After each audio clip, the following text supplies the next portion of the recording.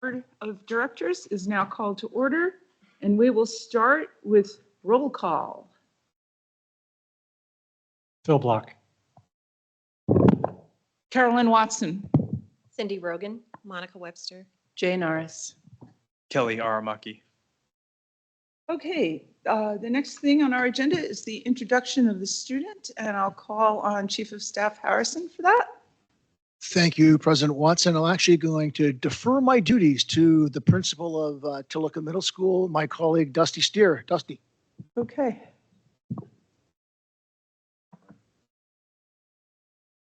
Hey, good evening and welcome. My name is Dusty Steer. I'm the principal at Tillicum Middle School, and I'm very pleased to introduce to you one of our 8th grade students, Layla Edwards.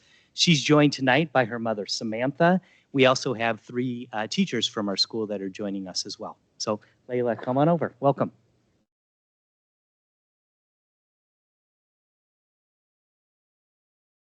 And there's the pledge right there. We start with the Pledge of Allegiance. Would you lead us in the pledge? Yes.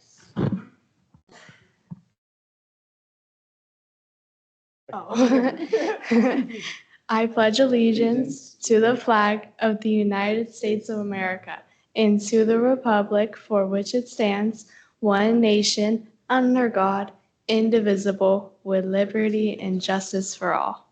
Thank you. Okay, and now it's time for the land acknowledgement. We acknowledge that we are on the land. We acknowledge that we are on the indigenous land of the Coast Salish people, who include the Duwamish, Muckleshoot, and the Snoqualmie peoples. We thank these caretakers of this land who have lived and continue to live here since time immemorial. We reflect on the historic context that brings us to reside on this land and accept responsibility to erasure. We commit to an ongoing partnership with the Snoqualmie tribe as we listen to, learn from, and lead from their guidance. Okay, and now we'd like to hear just whatever it is you want to tell us. I had a speech. Thank you for having me, first of all. Today I'm here to share my experience at Tillicum. I'm a new student and just recently moved from Oregon. I just want to share my experience from my earlier schools compared to Tillicum. While attending my previous schools in Oregon, I had 2 moms. Now, this may not seem important, but in middle school, kids can be mean. When I was in 6th grade, I told a few people I thought I had trusted about my queer mom, and they told many people, which quickly spread it. I was severely made fun of by my peers until I left in 7th grade to a new middle school. Everyone thought I was weird for supporting my mother and standing up for other queer students at my school. I felt alone. I did not know what to do because of my counseling office, and the administrators did not care. It was the usual talk in the office, apologizing, then being sent back out just to made fun of for standing up for myself, other people, and my mother. I went to a new small school that was better for a while, but I still didn't feel like I belonged until I came to Tillicum. I was very scared to move here. I was worried I wasn't going to fit in. I had been to 2 other middle schools already, this being my 3rd. My biggest wish in moving here was finding the perfect place for me, and Tillicum has been that perfect place. Since day 1, I was welcomed by amazing staff members who were excited for me to be there. The students in my introductory class were so kind, even though I was new. People that I thought would be protective of their friend groups are now my closest friends. Everyone at Tillicum is nothing short of amazing, from the incredibly supportive staff of teachers and administrators who took the time to get to know me, understand my needs, and ensure I have everything necessary to succeed. As a child of a queer family and a middle school girl, fitting in is important. Feeling a sense of belonging is important. Their genuine care and dedication have made me feel like I have been there since day 1. I have not felt alone, and that is due to the kindness and willingness of everyone to include. There is so much diversity in Tillicum. Everyone is kind, shows care for others, and makes people feel like they belong. This has made a world of difference in my transition. To conclude, I am grateful for the warm welcome I received. It has made my transition smoother and has shown me the true spirit of this wonderful community. Thank you so much for making me feel like I belong. Thank you. Yeah.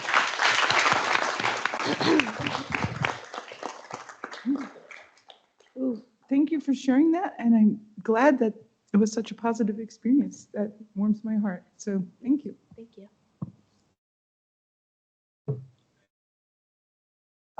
Next, we have the acknowledgements. Okay.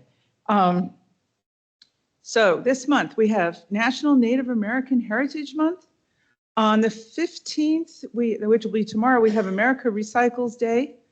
The 18th to 22nd is American Education Week.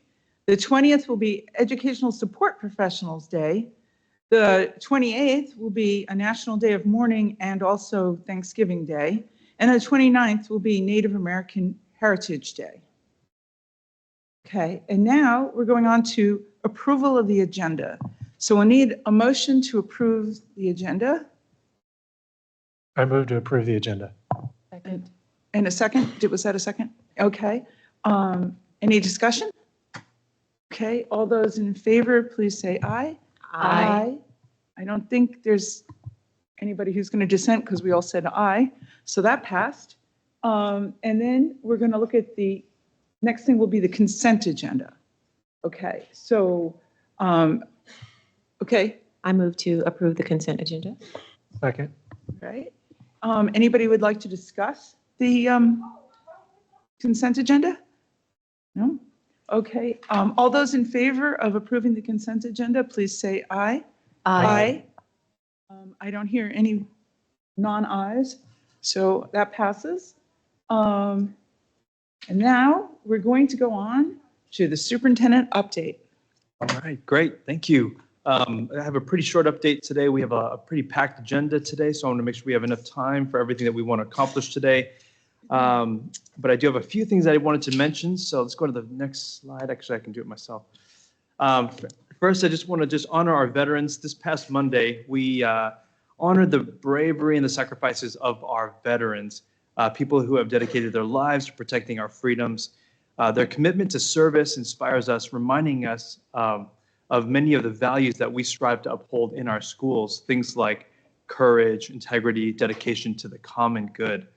So to all the veterans in our community, including my own dad, we extend our deepest gratitude. Thank you so much for your service.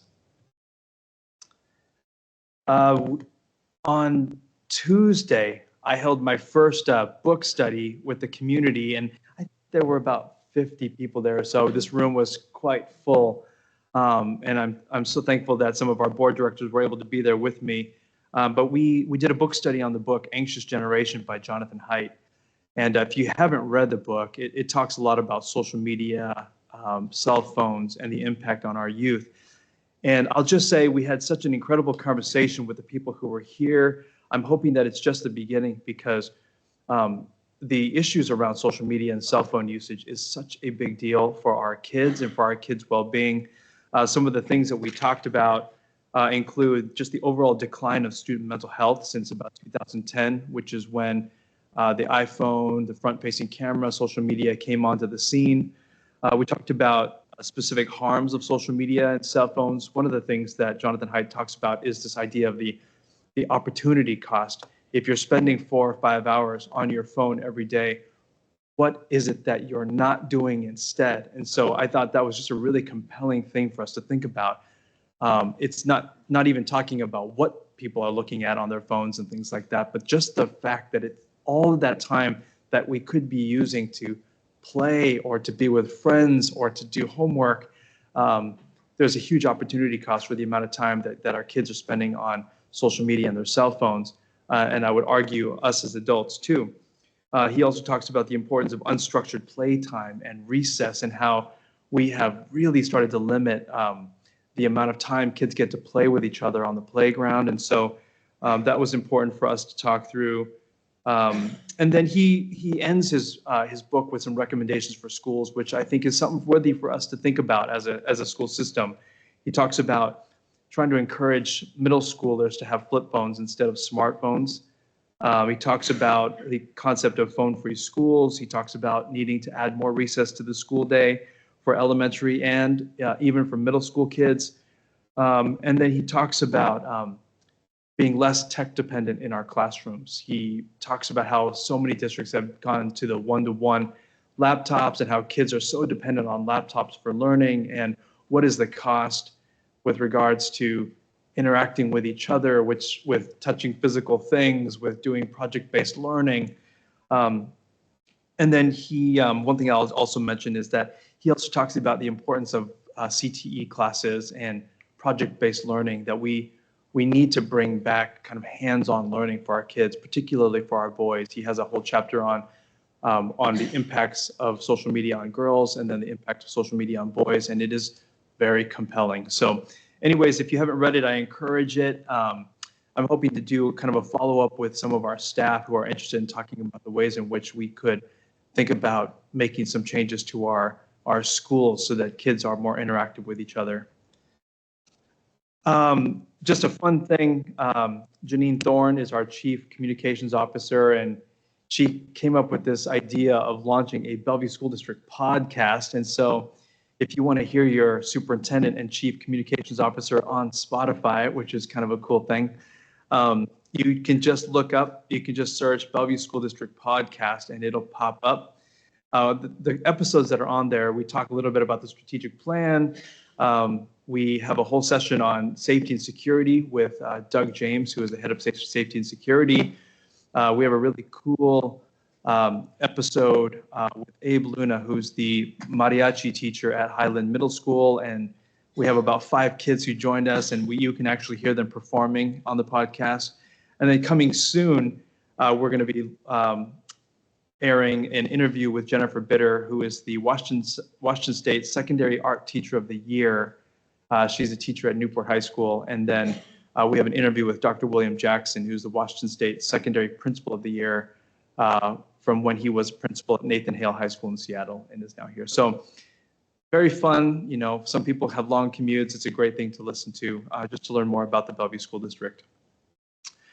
And then I think this is my last slide, but I just wanted to say that today, later in the agenda, we're going to talk a little bit about our financial status here in the Bellevue School District. For staff, I had sent out an email earlier in the day just to let people know that we are going to be talking about our finances. That's the agenda up on the screen.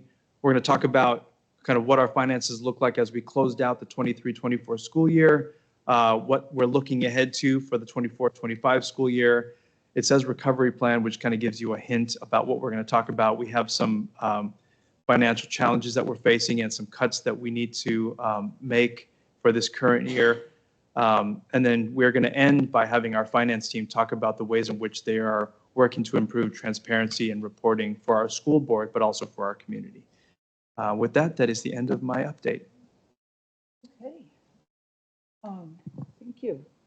So now it's time for public comment. And are there any public commenters tonight? There are no public commenters, either pre-registered or wish to speak tonight, and it showed up in person. So this may be a first, President Watson.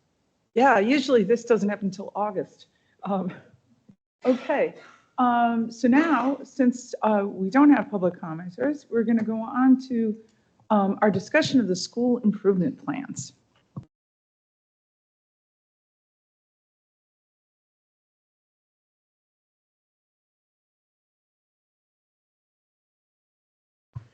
Let's get on up, gang. We put some extra chairs.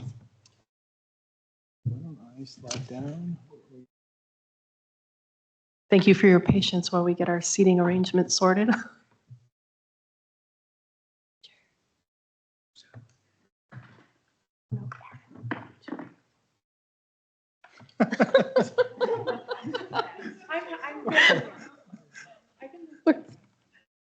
Amy, do you want to? We need one more. You're not getting out of this, Amy. Wow. Okay. Who knew? We have everybody? Perfect. Okay. Okay. All right. Good evening, Board of Directors and community who may be listening in. I'm Dr. Heather Sanchez, Chief of Schools, here with Mr. Aaron Miller, Chief of Schools, and an entire crew from Cherry Crest Elementary School and Odell Middle School here. And we are pleased to share some information with you this evening about our school improvement planning process. Thank you for your feedback on Monday when we went through some of the summary reports. I know Aaron and myself found that very helpful.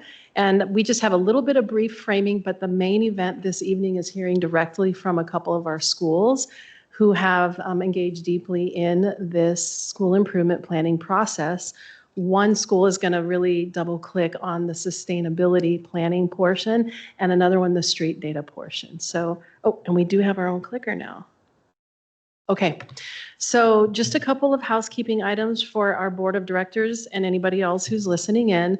The SIP for digital discovery has been uploaded and it is in tonight's agenda under information only with all the other SIPs. So know that it's there. Also, the minor adjustments around the spring 2025 goal setting pieces for both Bennett and Stevenson have been adjusted. So that's cleaned up there for you also.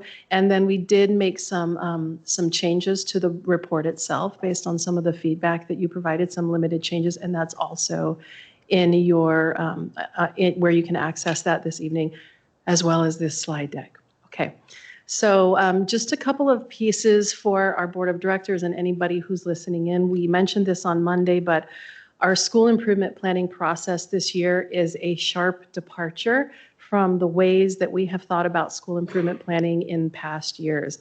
And it's in alignment with our strategic plan. So as a school district, our North Star, our roadmap for everything that we do around continuous improvement planning is our strategic plan. And as we all know, we have just launched a new 5-year strategic plan, and we have a coalition that is currently working this year to determine the metrics and goals around that strategic plan.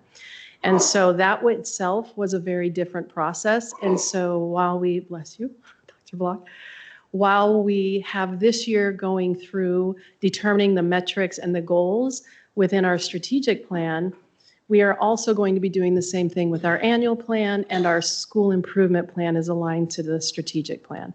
So a couple of key pieces are that the school improvement plans now contain really 2 sections, and that's going to be the student engagement and learning and the sustainability part. And you're not going to see as much data and metrics as you may have seen in previous years, in alignment with this shift in approach that we've taken around the establishment of an equity imperative and our sustainability work. So I just wanted to take a couple minutes to frame how different it really is this year.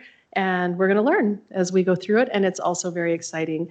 And so the SIPs contain information about, as you've seen, current landscape around student engagement and learning, the establishment of the equity imperative, which Mr. Miller is going to talk a little bit more about in the next slide, key improvement strategies, monitoring and measuring success, and then the sustainability plans.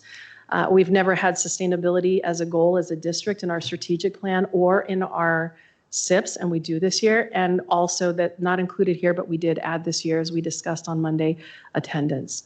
So that's a little bit of the framing about what you're looking at and what our community may be looking at, as the SIPs are all publicly available as well. And now Mr. Miller is going to talk a little bit about how teams engaged in this process with their building leadership teams and with their entire staffs. And then we will hear from the schools. Okay, good evening. Just a little bit more detail here about the process for the development of the SIPs before we turn it over to the schools. So the SIPs are really designed to be human-centered and taking a collective leadership approach. And so what that looked like was, beginning in August, school leaders came together to learn about deep listening practices and how to develop listening plans. And we did that through a collaboration with Shane Saphir, who's the author of The Listening Leader. From there, schools went through a process of mapping the current landscape, trying to tell the story of student engagement in their schools. In the past, we have asked schools to analyze data, identify achievement gaps, and design interventions. And what we've really asked school leaders and schools to do this year is to be a little less of a data analyst, a little less of a statistician, and a little bit more of an ethnographer, to try to really get beneath the surface of what's going on around student learning at your school, to try to paint a more nuanced, complex portrait of student engagement at the school, rather than a narrow focus on just academic achievement, really thinking about this idea of student engagement and what the experience of students are in classrooms. So building off of an understanding of the current landscape, we ask schools to identify an equity imperative that would be a kind of North Star to center students who have traditionally been marginalized, and then to work with their communities to co-design and co-construct a set of improvement strategies that would enable them to address that equity imperative, and to identify a plan for monitoring and measuring the success. Like, how will we know if we are actually addressing the equity imperative that we've established? So that really is the essence of the school improvement plan. That's the process. And as you read through each school's individual plan, you'll see that framework, you'll see that pattern, but you'll also see lots of differences from school to school because each school is different, the context and culture is different, and we're trying to give schools some voice and agency in the continuous improvement process rather than directing it centrally. In addition to that, you'll see each school's sustainability plan, which are student-led plans where students set goals around, where they set goals, actions, and measures in order to make their schools more sustainable.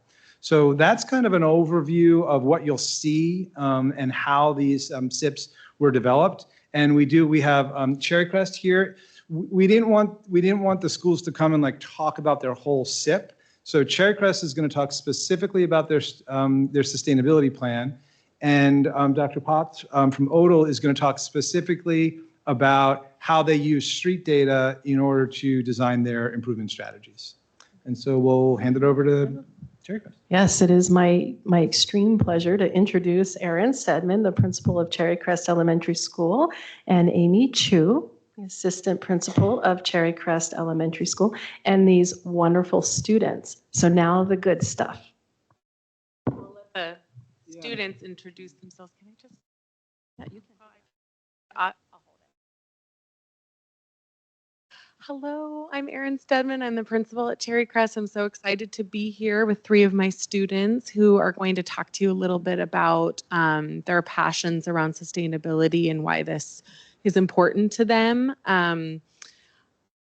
First, I'll say we really loved the process of creating the plan with our building leadership team this year. It was the first time that we kind of had a blank template. And just at first, that was actually very daunting, but then we could really look at our street data from last year, what we talked to families and kids about, and what our staff are feeling each and every day in the classroom, and really start with there to build a creative plan and goals to meet the needs of our kids. So it was a really awesome process to go through, a lot of charts and brainstorming. Ooh, what if we tried this? What if we did this? And we felt like we had the ability to do that and be creative.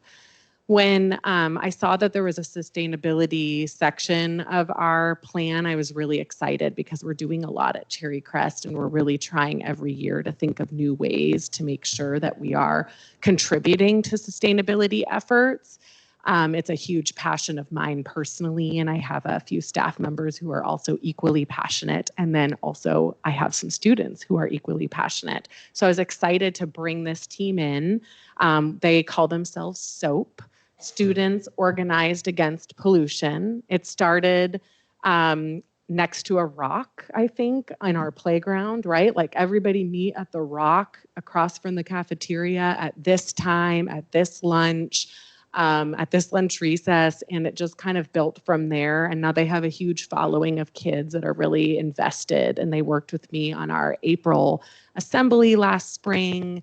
and got really creative about how are we going to get into classrooms and teach kids more about being sustainable in the things that we're doing each and every day. So I'm going to let them speak to why they joined or started the group. This is Tyler. He's going to introduce himself, and he actually started it. So go ahead and share with them, and then I'll explain a little bit about our goals. Hi, I'm Tyler, and I started SOAP. In the beginning of third grade, I read a book called Understanding the Climate Crisis, and this kind of empowered me to make changes. So my friend and I eventually started SOAP, and it became a larger group. And as that happened, we created goals, such as raising awareness to the Cherry Crest community. We've done this by, like Mr. Edmonds said, making assemblies, and we have bi-weekly meetings at recess.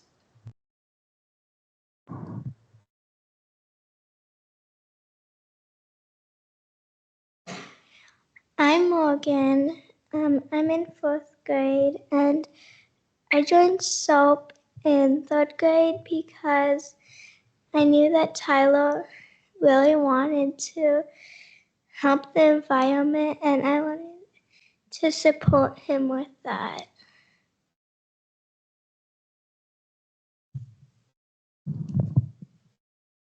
My name is Jeremy. I'm a 4th grader, and I joined SOAP in 3rd grade because I knew the planet was in danger. So I went to Tyler at the start. Well, actually, I think you came to me at the start of the year and said, okay, when are we going to get started on things this year? It's a new school year. And so I said, actually, I just heard from the leaders in the district that we're going to get to write 2 different goals for sustainability efforts. So I brought the whole group in during their lunch and recess time. We sat in our very official conference room, and they had the blank paper. It just said, what are our goals, our actions, and how are we going to monitor and measure success? And I actually think I had a meeting. I was like, go, write. And so they did. And they just started jotting down all their different ideas and putting all of the things that we did last year written down in bullet points. And then I came back and we kind of brainstormed through, okay, what is this going to look and sound like? And how is it going to meet our needs? And so we ultimately came up with 2 goals. One is the food share program, which we know is widely happening widely across our district, but I think we were one of the first schools to bring it back right during the pandemic, or right after the pandemic, with Britt Heath, who is the person in charge. She happens to be an employee and a parent at our school. And we're hoping that we can use the food share program to really help children understand what they're taking on their trays. How are you sorting it when you're done? Are we wasting food? How are we contributing to our community and to communities in need with healthy foods that we, instead of putting it in the garbage can, we can put it over here. And we're going to do so with monthly tracking. I think we can work with HopeLink, I found out, to kind of track how much we're actually saving and contributing to our community. So we're hoping to kind of assess that over time. And I know SOAP is going to help me do some of that awareness and education. And then our second goal is kind of a bigger one. A couple years ago, I committed to using some building budget to partner with TerraCycle and Ridwell at Cherry Crest in order to kind of promote this idea of recycling for hard to recycle items. So all of the plastic and laminate and Amazon envelopes that come to our school every single day, we fill a huge garbage can and we actually recycle that with Ridwell, and then we partner with our community to do a plastic drive and then encourage community members to join Ridwell, so they're also showing up and doing the effort at home, and then we get free recycling as a building for an entire school year. So it's a pretty cool way to make an impact. And last year, SOAP talked about that in our assembly, made posters, and we talked about this plastic drive being a really awesome opportunity for us. In the lunchroom, we also use TerraCycle. One is a paid box per, like it's pretty large, so it lasts us most of the year. And one is for free, but we do recycle all candy bar wrappers, chip wrappers, applesauce pouches. I might be missing one other thing, which would typically just be, thrown away. And so we're trying to train kids to put that in our recycle box, and then all of that gets turned into composite decking and outdoor furniture and lots of other things in our community that they can create. So it's pretty cool. And then the newest thing that we've been working on is making sure to recycle all of our paper towels around the building. So we've started with our intermediate grade levels, and we're using students to help us with that, because right now it's not something that we can task our custodians with. So we have separate bins, and we have Britt Heath, our staff member, who goes around with students and they collect all the paper towels, and we're recycling all of those. That's an easy thing we can compost and recycle every single day in every single space of our building. So I think that's really impactful as well. And we're going to use soap this year. Maybe you didn't know this, but I'm telling you now. We're going to use them to now come downstairs and make sure we're recycling the paper towels of our K1 and 2 bathroom spaces as well. So that's the 2 goals that we have. Is there anything more you would like to add? Not really, but I think, I just like being a part of this because I feel like I'm making an impact and a difference in the world. Thank you for your work.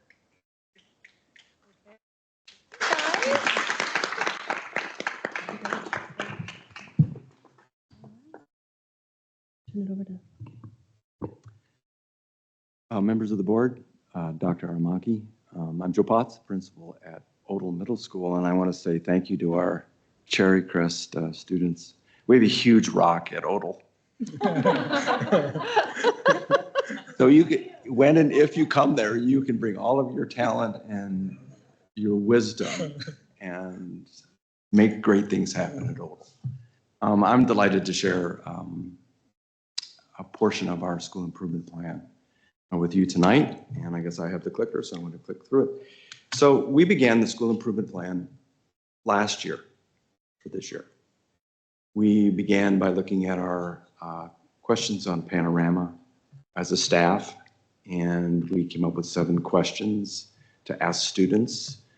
We had 11 teachers participate in empathy interviews, which was a deliberate attempt to collect student voice and wisdom so that we could shape our school improvement plan.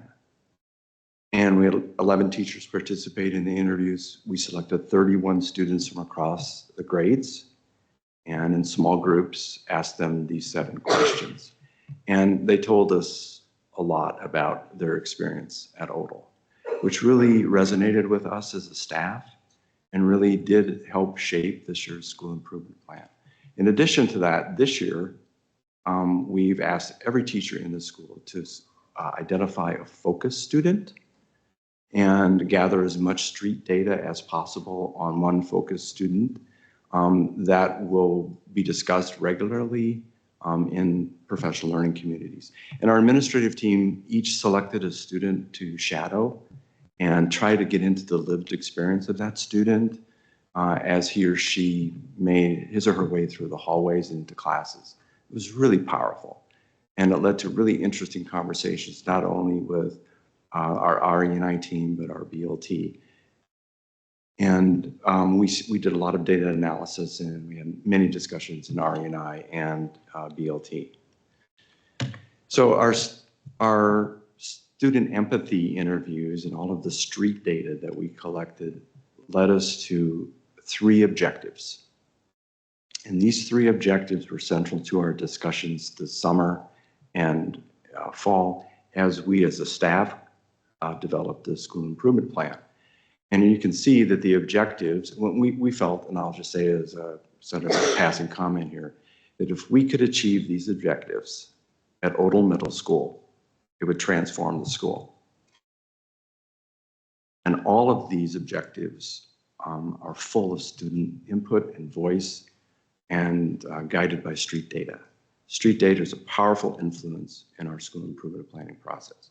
The first objective And this is from our students, what they're telling us about their experiences in classrooms. They appreciate critical thinking and problem solving. They appreciate the opportunity to self-advocate. The second objective is really powerful as well in terms of infusing into the curriculum and instructional practices diverse perspectives and materials so that students feel as though they are represented in what they're learning. And the third objective has to do with the impact of teachers believing in the success of their students. And you know, it's interesting that our students told us that when teachers believe in us, we succeed. And so these are our three objectives that led to the shaping of our school improvement plan, and then to a collection of key strategies to help us achieve the objectives. The first strategy is learning walks. It's a concept or a strategy that we started a year ago in which we asked teachers during their preps to come together and to walk together and to learn together in classrooms. Teachers don't have the opportunity very often to get out of their classrooms and to see practice in other classrooms. And so they value the opportunity to do that.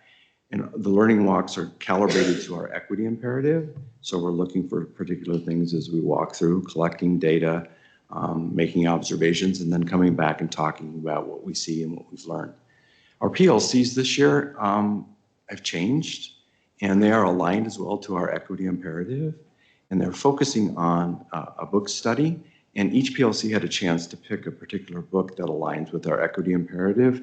And we're asking every teacher in the PLC to study a student as a way of grounding the professional learning community to the equity imperative. And actually, I've been in a couple of them this last month. They've been really good.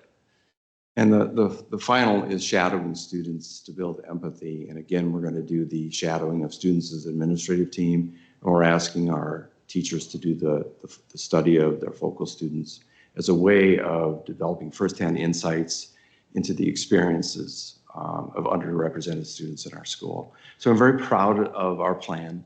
It is human-centered. It is collective. And I want to say thank you publicly to our chief of schools for his support in the development of the plan. So thank you. Okay, so that's our presentation, and thank you to the students and to Principal Stedman and Dr. Potts, Assistant Principal Chu, and I think we're open for questions or discussion. Okay.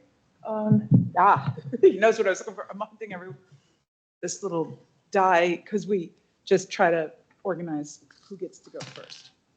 4. Is that okay? Yeah. Right, great.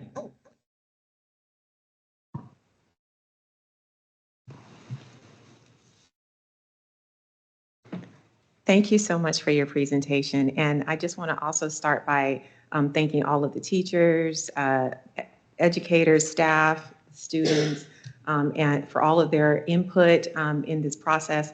I think it's phenomenal, and I'm so glad that you all have created SOAP, and I'm looking forward to hearing more about what you do throughout the next year. So thank you for being here. I did have a chance to look over all the schools and most of the overview, sorry, of all of the schools, and I really think that more human-centered approach was the way to go. I really enjoyed reading the specifics about each school and kind of where they see the need and have identified specific goals that relate to their demographic and population and situations that they're experiencing in their school building. So I'm really happy that we took that approach. And really also wondering how we're going to measure the success, right? So I think that's a component that I have some wondering about. And then additionally, I know that we talked a lot about the attendance and the truancy rates that were identified in some of the SIPs. And so I'm really grateful that we are taking a look at that and that we've added that component to the SIPs as well, because we know that those rates are pretty out of control right now, not just in our district, but across the nation, and that's trending. The other thing that I've kind of griped about for some time is the fact that there is no visibility for some of our historically marginalized populations of students in some of the data, like the panorama that you mentioned.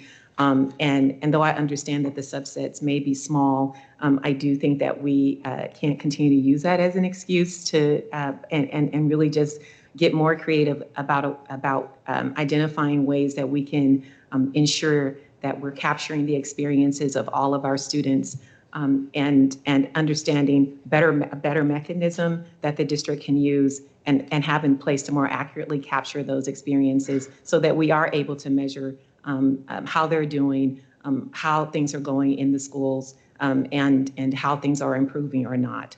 And just having asterisks is not helpful. So I just wanted to put that out there. The last thing that I had was, it seems like there were some of the equity imperatives that were missing for a big picture and interlake in the report. And I was just curious about what happened to those. Thank you. Okay.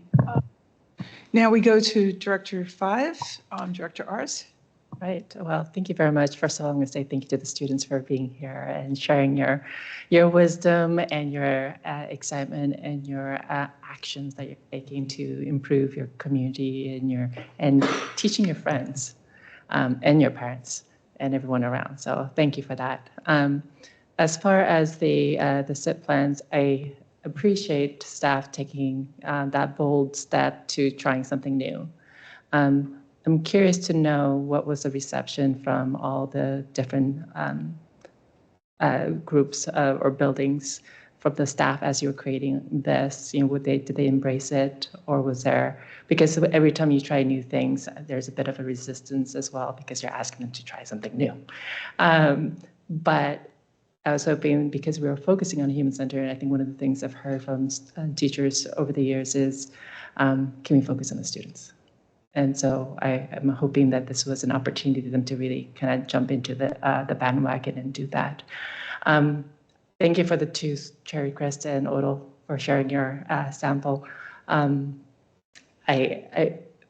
shadowing students, and also what was the other learning walk. I think both of those are just such a crucial opportunities for people to learn from each other. And having that integrated into your plan, I think, is fantastic. And obviously sustainability, that's great as well. I do want to piggyback on Director, I want to say Monica, sorry, Webster's comment on the asterisks. It is one that I am also concerned about, because I understand it has to do with not calling out specific students because the numbers are small, but it would be good for us to understand, what does that really mean? So if there's a way for us to get data, whether it is through qualitative or quantitative, of their success, it would be great.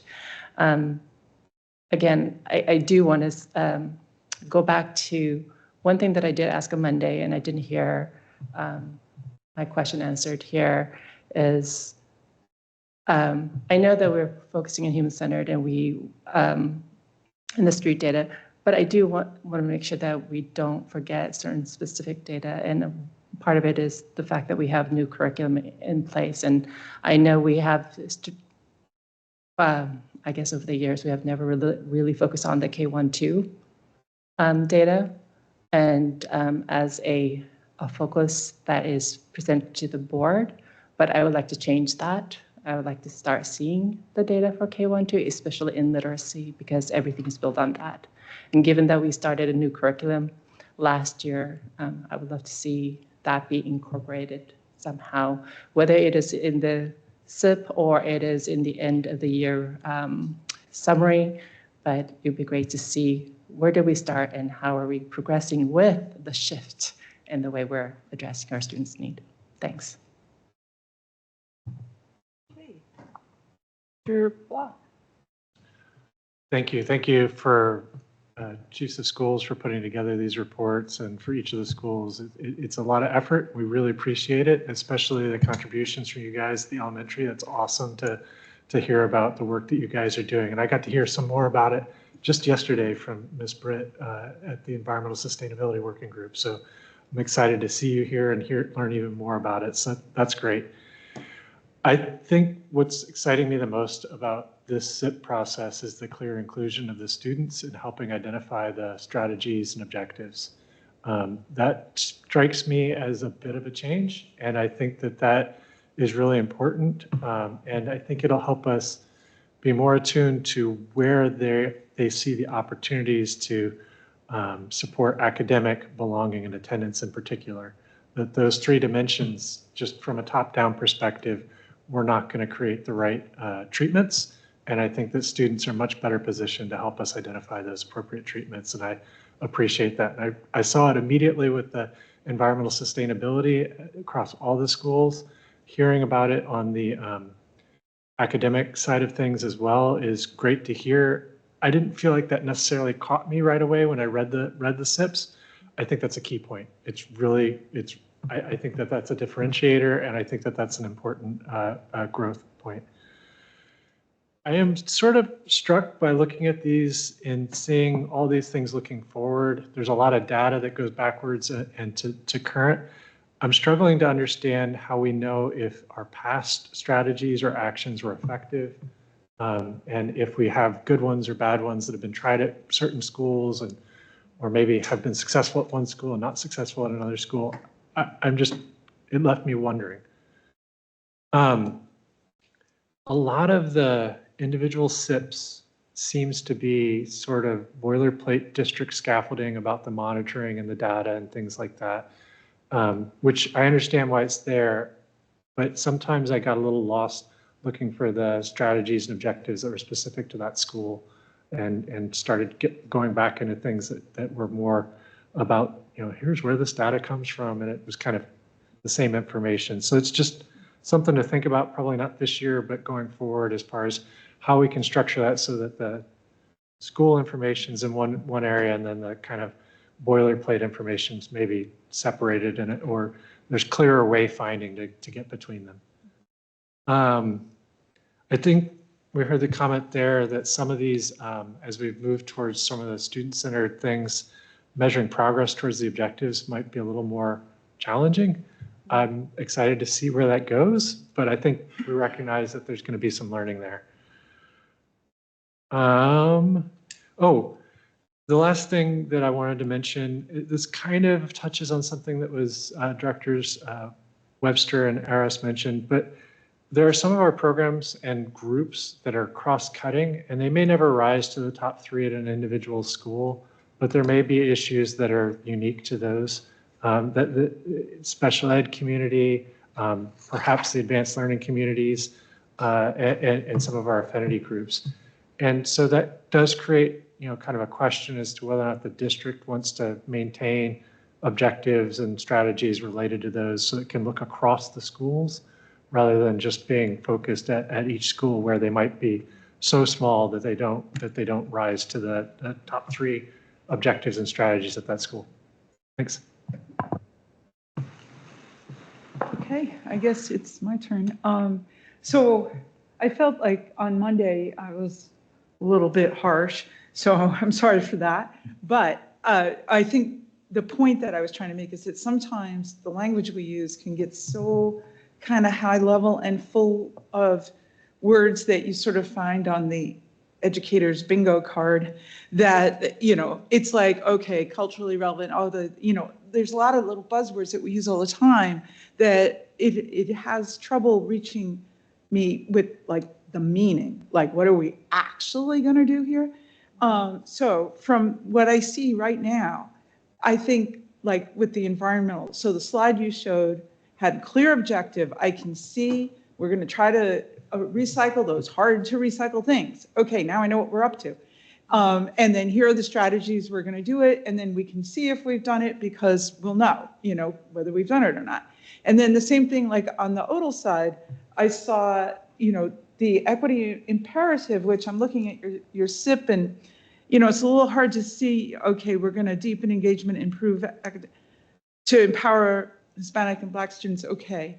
But then you have your objectives, and it's almost like I'd like to see those objectives up with the imperative, because then I can see what we're trying to do here, right? But you had it, on the slides you could see it. And then I really like the way people go into some detail on the various SIPs of, what we're going to do and what that looks like and so forth. And I'll be eager to see how that works. So to some things that Director Block just said, I did think, could we put the boilerplate in dark green? What I mean is, it needs to be there if you're going to just read a SIP on its own. But when you're reading 30 SIPs, I just don't, that would allow me to kind of skip that bit because I already got that bit. I would like, my whole goal is like clarity, I'd like to see clearly what is the imperative, the equity imperative your school picked, what's the environmental, whatever we're calling that thing your school picked, and then what are we actually, like those 3 objectives, or what are we actually doing? And then, but let me make it clear, I'm not asking anybody to redo anything. These are just ideas for the future. But what I would like to see, which is something Director Webster mentioned last time, what happened from last year, okay? A little section here when we're talking about, there's a little, how we're gonna assess, or what's that section called? Where you talk about how you're gonna measure things. You put the data at the end, and then it's monitoring success. And I'm wondering if there could be like a little, not a big deal, thing from last year, where you would take that one succinct equity imperative, and whether you had 1, 2, or 3 objectives that you were going to use, and you don't have to go back over everything. You could put a little link to last year's SIP and tell us how it went. Obviously you're using a whole different structure now, so what you were trying to do last year might be a little bit different, but how'd it go? Did that strategy work? And it doesn't have to be a big deal, but I would like us, like next year, I'd like to see how those 3 objectives went. Does that make sense? I think that would be useful for all of us, right? To see what works. Okay, I'm going to pass it on to Director Rogan. Thank you to everybody who presented tonight. There's something really special to hear the story behind the SIP and to hear it from students at Cherry Crest and from Mr. Potts. Thank you so much. There was a lot of heart that kind of correlated with all of the, of course, reports that we've read through, but thank you truly for bringing the heart to this topic.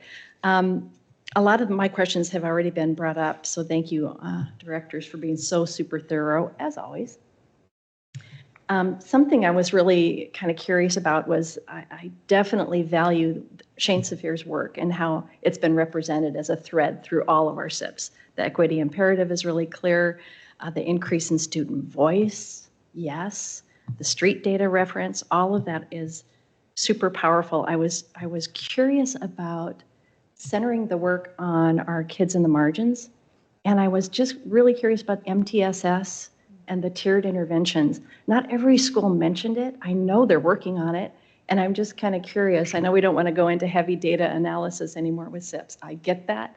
I value that. I support it. But I'm still wondering about the way we're monitoring and celebrating the student success for kids who are receiving special needs services, supports, 504 plans, all of that. Just kind of curious if that thread is still in there somewhere with SIPs. I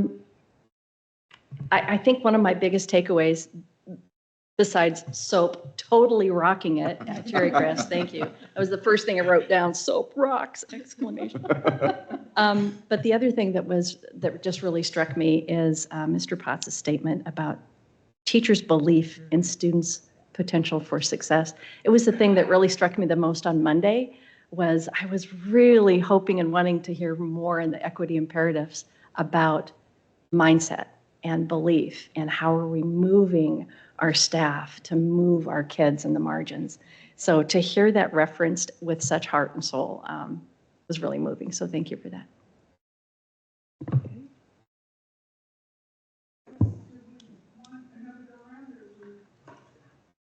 Do we want another go around or are we good? Okay, I feel like I've said what I need to say. So let's let Dr. Aramaki address us. I do have a couple of closing comments. One, yeah, thank you to the students for coming. That's just awesome. We're so proud of you. And I think there's something about you guys sharing your care for the planet and the things that you're doing and giving of your recess time and lunch time to do something that's not for yourself, but for the earth is super inspiring. I mean, you could just feel it kind of lift all of us. So thank you for doing that. A couple of just comments for the board. This is such a good conversation. I think I was struck with Odell's presentation because we typically look at the satellite data, standardized tests, and then we say, okay, we've got these problems in math, reading, here's the strategies. What we tried to accomplish and what I saw in the SIP for Odell was we're looking at that data, but instead we're talking to the kids, and then the kids drive the strategy. We still use the satellite data to assess whether we're doing better, but what we actually change depends on what the kids say. That's something radically different than what districts are doing. And just looking at, I mean, you didn't really call out what the kids said were the problems, but when I read those, I was like, that sounds right. I mean, they talked about their experience in the classrooms, what they felt was going well and not going well. And so I think this shows the power of using street data to define strategy, but then we use the larger data pieces like satellite data to determine whether we're actually making progress for the kids or not. And then I think in the middle, that kind of map level data is what all of you are talking about, because I think the K2 data on Dibbles, looking at panorama data, looking at attendance data, those are kind of mid-level indicators that help us determine, like, what are the health signs for our kids? And I think that there are gaps in us showing that. And so I think for Director Webster talked about kind of when you suppress the data for less than 10 kids, it makes them invisible. And that goes against kind of what we're talking about with street level data. So we still need to figure that out. We don't want to necessarily call out kids if there's less than 10, but how do we make them visible? Because then if they're not visible, you don't create strategies for them. So that's one thing that we still need to work on. And then two, with some of these other pieces of data that aren't necessarily the big like test data, like Dibbles data and things like that, one thing we will do for sure is in our mid-year, we will bring all of that kind of mid-level data. So you can look at kind of district-wide panorama data, district-wide Dibbles data, so we can look at that. So that will be coming. The next thing I just want to mention is this is kind of our first year doing this, and there are improvements that we can make to the process. And I think a lot of us took notes, so we know. We can fix some of the formatting. We definitely can make a green boilerplate part so that you can skip that part, you know exactly where to go. Easy, done, we can do that. We can improve. There used to be a reflect on last year section, but I think we took it out to simplify it. Okay. So, yeah, and last year was a kind of a bridge year. This year's also kind of a weird bridge year. So it's kind of a weird time, but what I'm hearing is that people would like us to bring back the reflection parts. Okay, so we can add some of that back for sure, and then we can always get more specific. You know, I think making sure that this is something the board's talked about in the past, but making sure that our strategies really align to the equity imperative. Like, what is the through line from that to the measures that we're measuring? So, anyways. I just wanted to kind of mention those things in response to some of your comments. And then the last thing, I'm going to ask this, but I think for all the proud parents who are in the back, I just wonder if we should take a picture with the kids so that we can have a soap picture with the school board and then. Let's do that in 1 second, but Okay. let me just let everyone know. I made a request to Dr. Aramaki if we could have a board sign-up sheet on SharePoint where each of us could pick 6 of these, or whatever, we're like 30 and there's 5 of us, that we would go through more in depth. Of course, you can read all 30, just so that we know we've done our due diligence. So now we'll go to the picture. Yeah, ahead of that, we did print all of them. So I have one copy of every single one of them. It's about 500 pages. So you can, after this board meeting, Choose your six. Okay. We will recycle, so just Okay, so a soap picture, is that okay? Parents, if you want to come up and take a picture of your kids with us. Good job, everybody.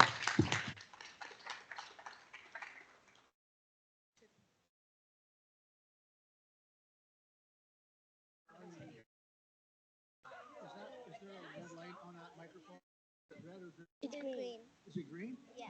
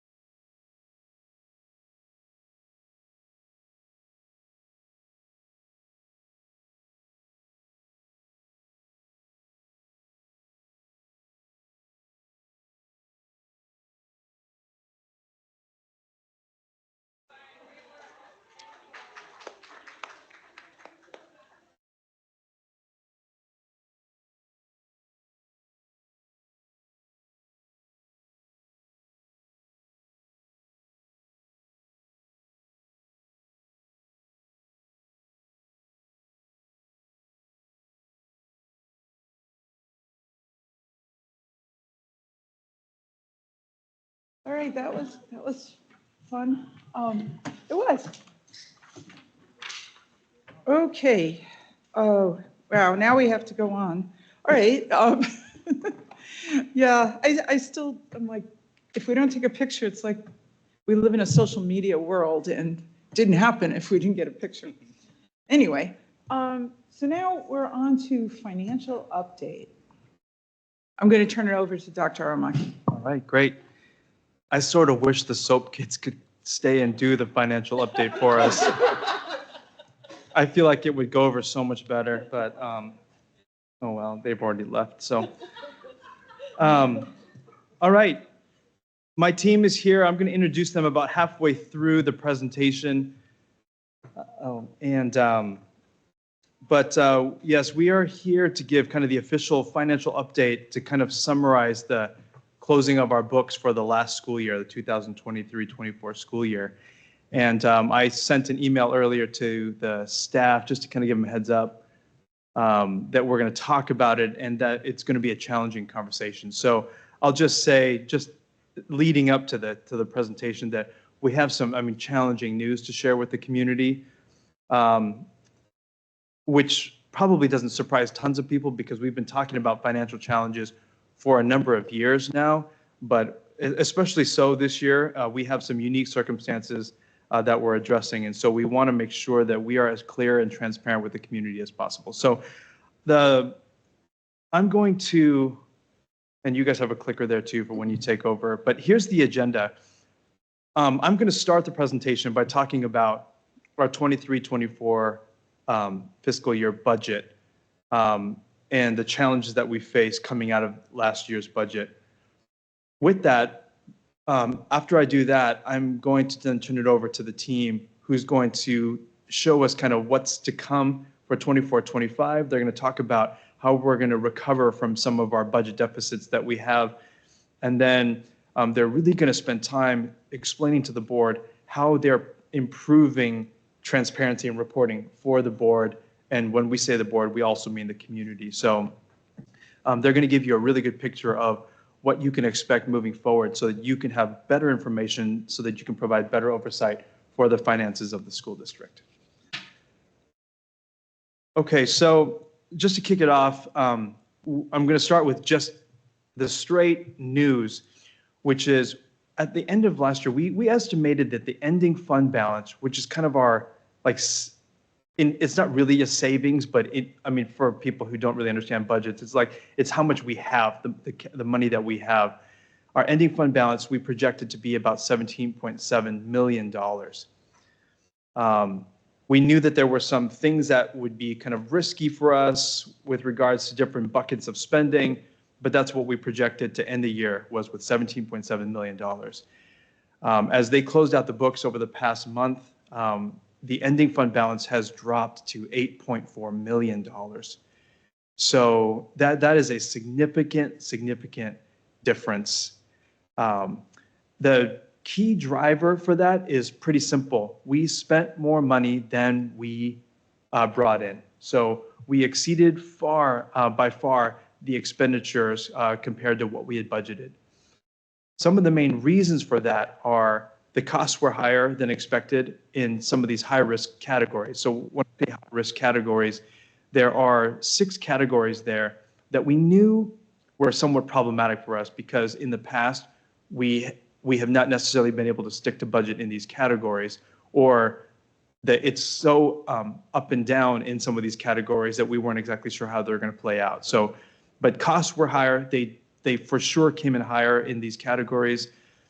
But on top of that, the costs were not necessarily effectively planned for in our budget, which is an us issue. So we didn't adequately budget for the costs that we spent.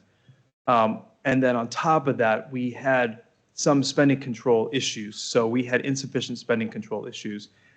The overruns that we experienced in expenditures were primarily in things like teacher remedy pay, which I'm going to talk about, special education spending, which I'm going to talk about more in depth, and costs associated with certificated teacher staff absences. So those are kind of 3 big buckets, which I'm going to go into in a little bit of depth. In the end, the ending fund balance is $8.4 million, which is about 2% of the total general fund. And that is not good. Our district is supposed to maintain a 5 to 6% fund balance, which is about $20 million. Our overall budget is about $400 million or so, a little bit higher than that. And 8.4 is much lower, and I'm going to explain why that's a problem. So let me just show you a picture. I showed this to the board last week, but this is a picture of last year's revenue, what we brought in, our expenditures, what we spent, and then the little green bar is the fund balance, how much we kind of have in savings basically, or in kind of our rainy day fund.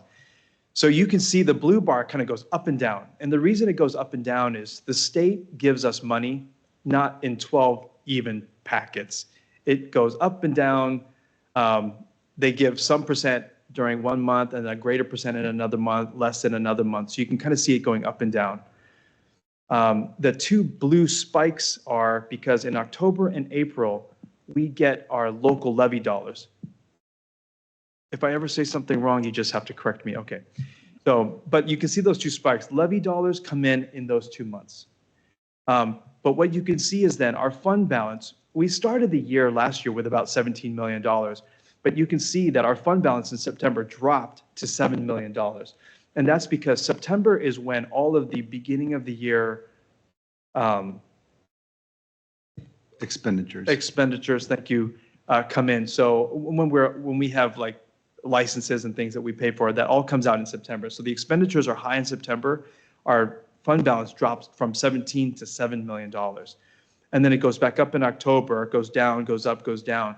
But then you can see when we started the year with $17 million in our fund balance, we actually went negative in the month of March. We were negative $1.5 million. Then it goes back up. So you can see that when we start at 17, we go negative we went negative in March. So if we're starting at 8, you can see how the problem would be significantly worse for us. And we are not, as a system, allowed to go negative. And so we do capital transfers for things that we're allowed to pay for out of capital.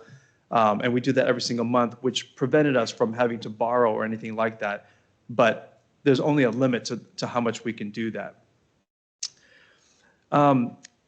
This is kind of a good news slide. I mean, the good news is that, you know, we've been projecting declining enrollment for a number of years, but in 23, 24, our numbers ticked up. We got a lot more kids coming to Newport Heights. To Ardmore, our language programs brought in a lot of kids, particularly from out of district.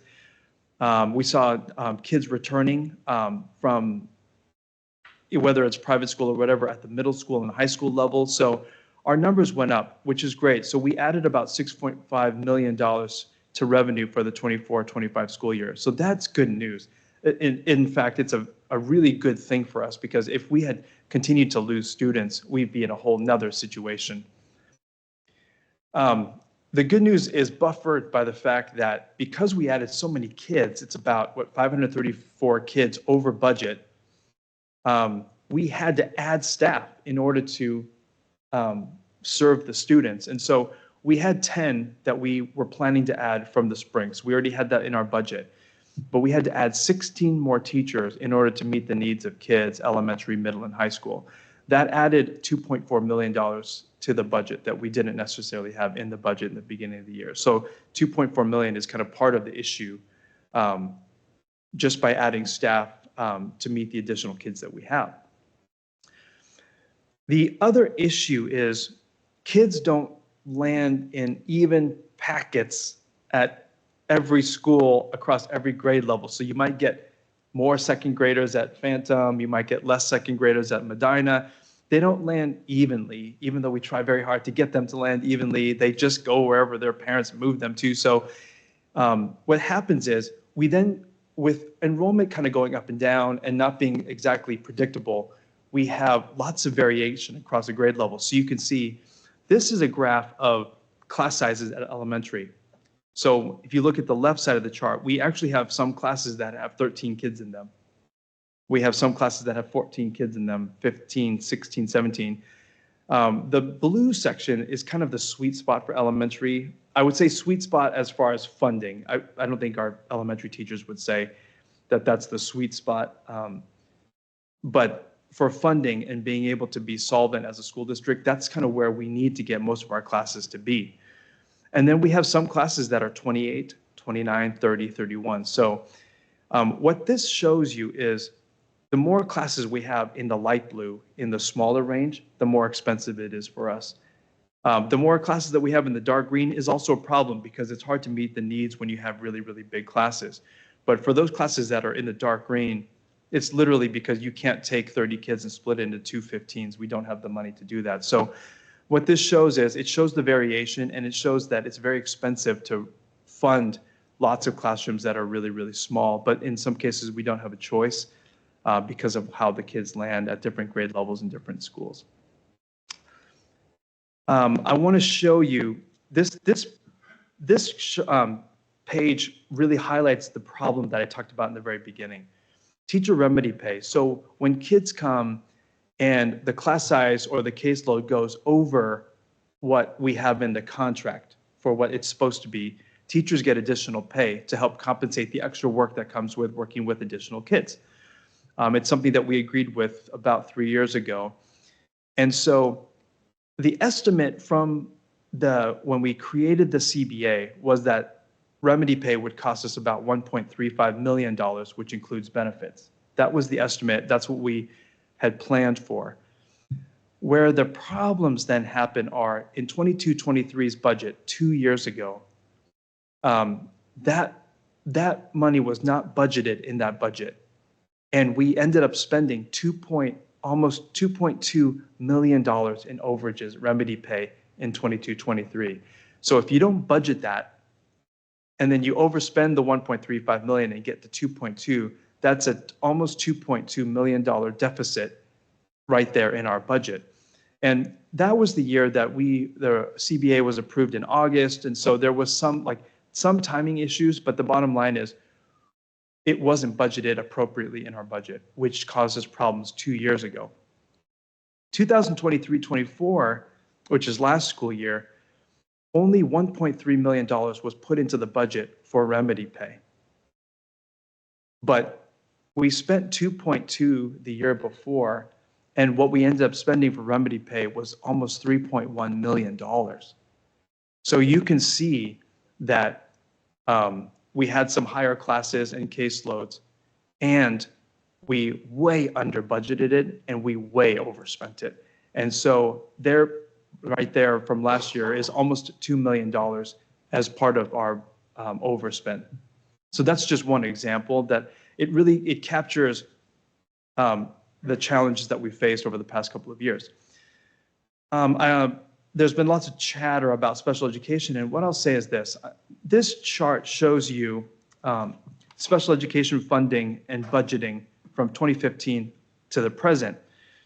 And what you'll see is right away that our spending for special education has gone up a lot over time. So we spent, you can see about $32 million. Is that? Yeah, $32 million in 2015-16. We are now up at $74 million in 23-24. So that's a huge increase over time. And what I'll say is Bellevue values taking care of our kids. We absolutely value taking care of our kids with special needs. And so in 2015-16, we had way more levy money. We had more money that was available to support our kids' needs. And so we continue to invest in our kids. What's happening right now is we have hit the ceiling.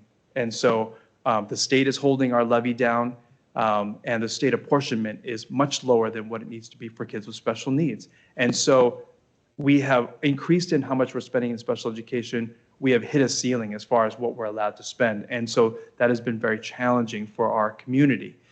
The other thing that you'll notice in this is the orange bars are what we budgeted. The blue bar is what we spent. We have, except for 1 year, about 1 year, we pretty much never spent what we budgeted. We always overspent in special education, which is a decision that we made, but that is in general a problem because we should be budgeting as accurately as possible what we're spending.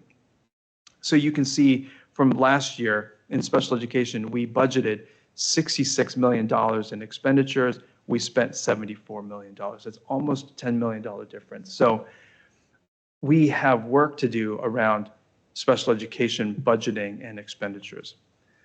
This slide shows you what special education spending looks like statewide.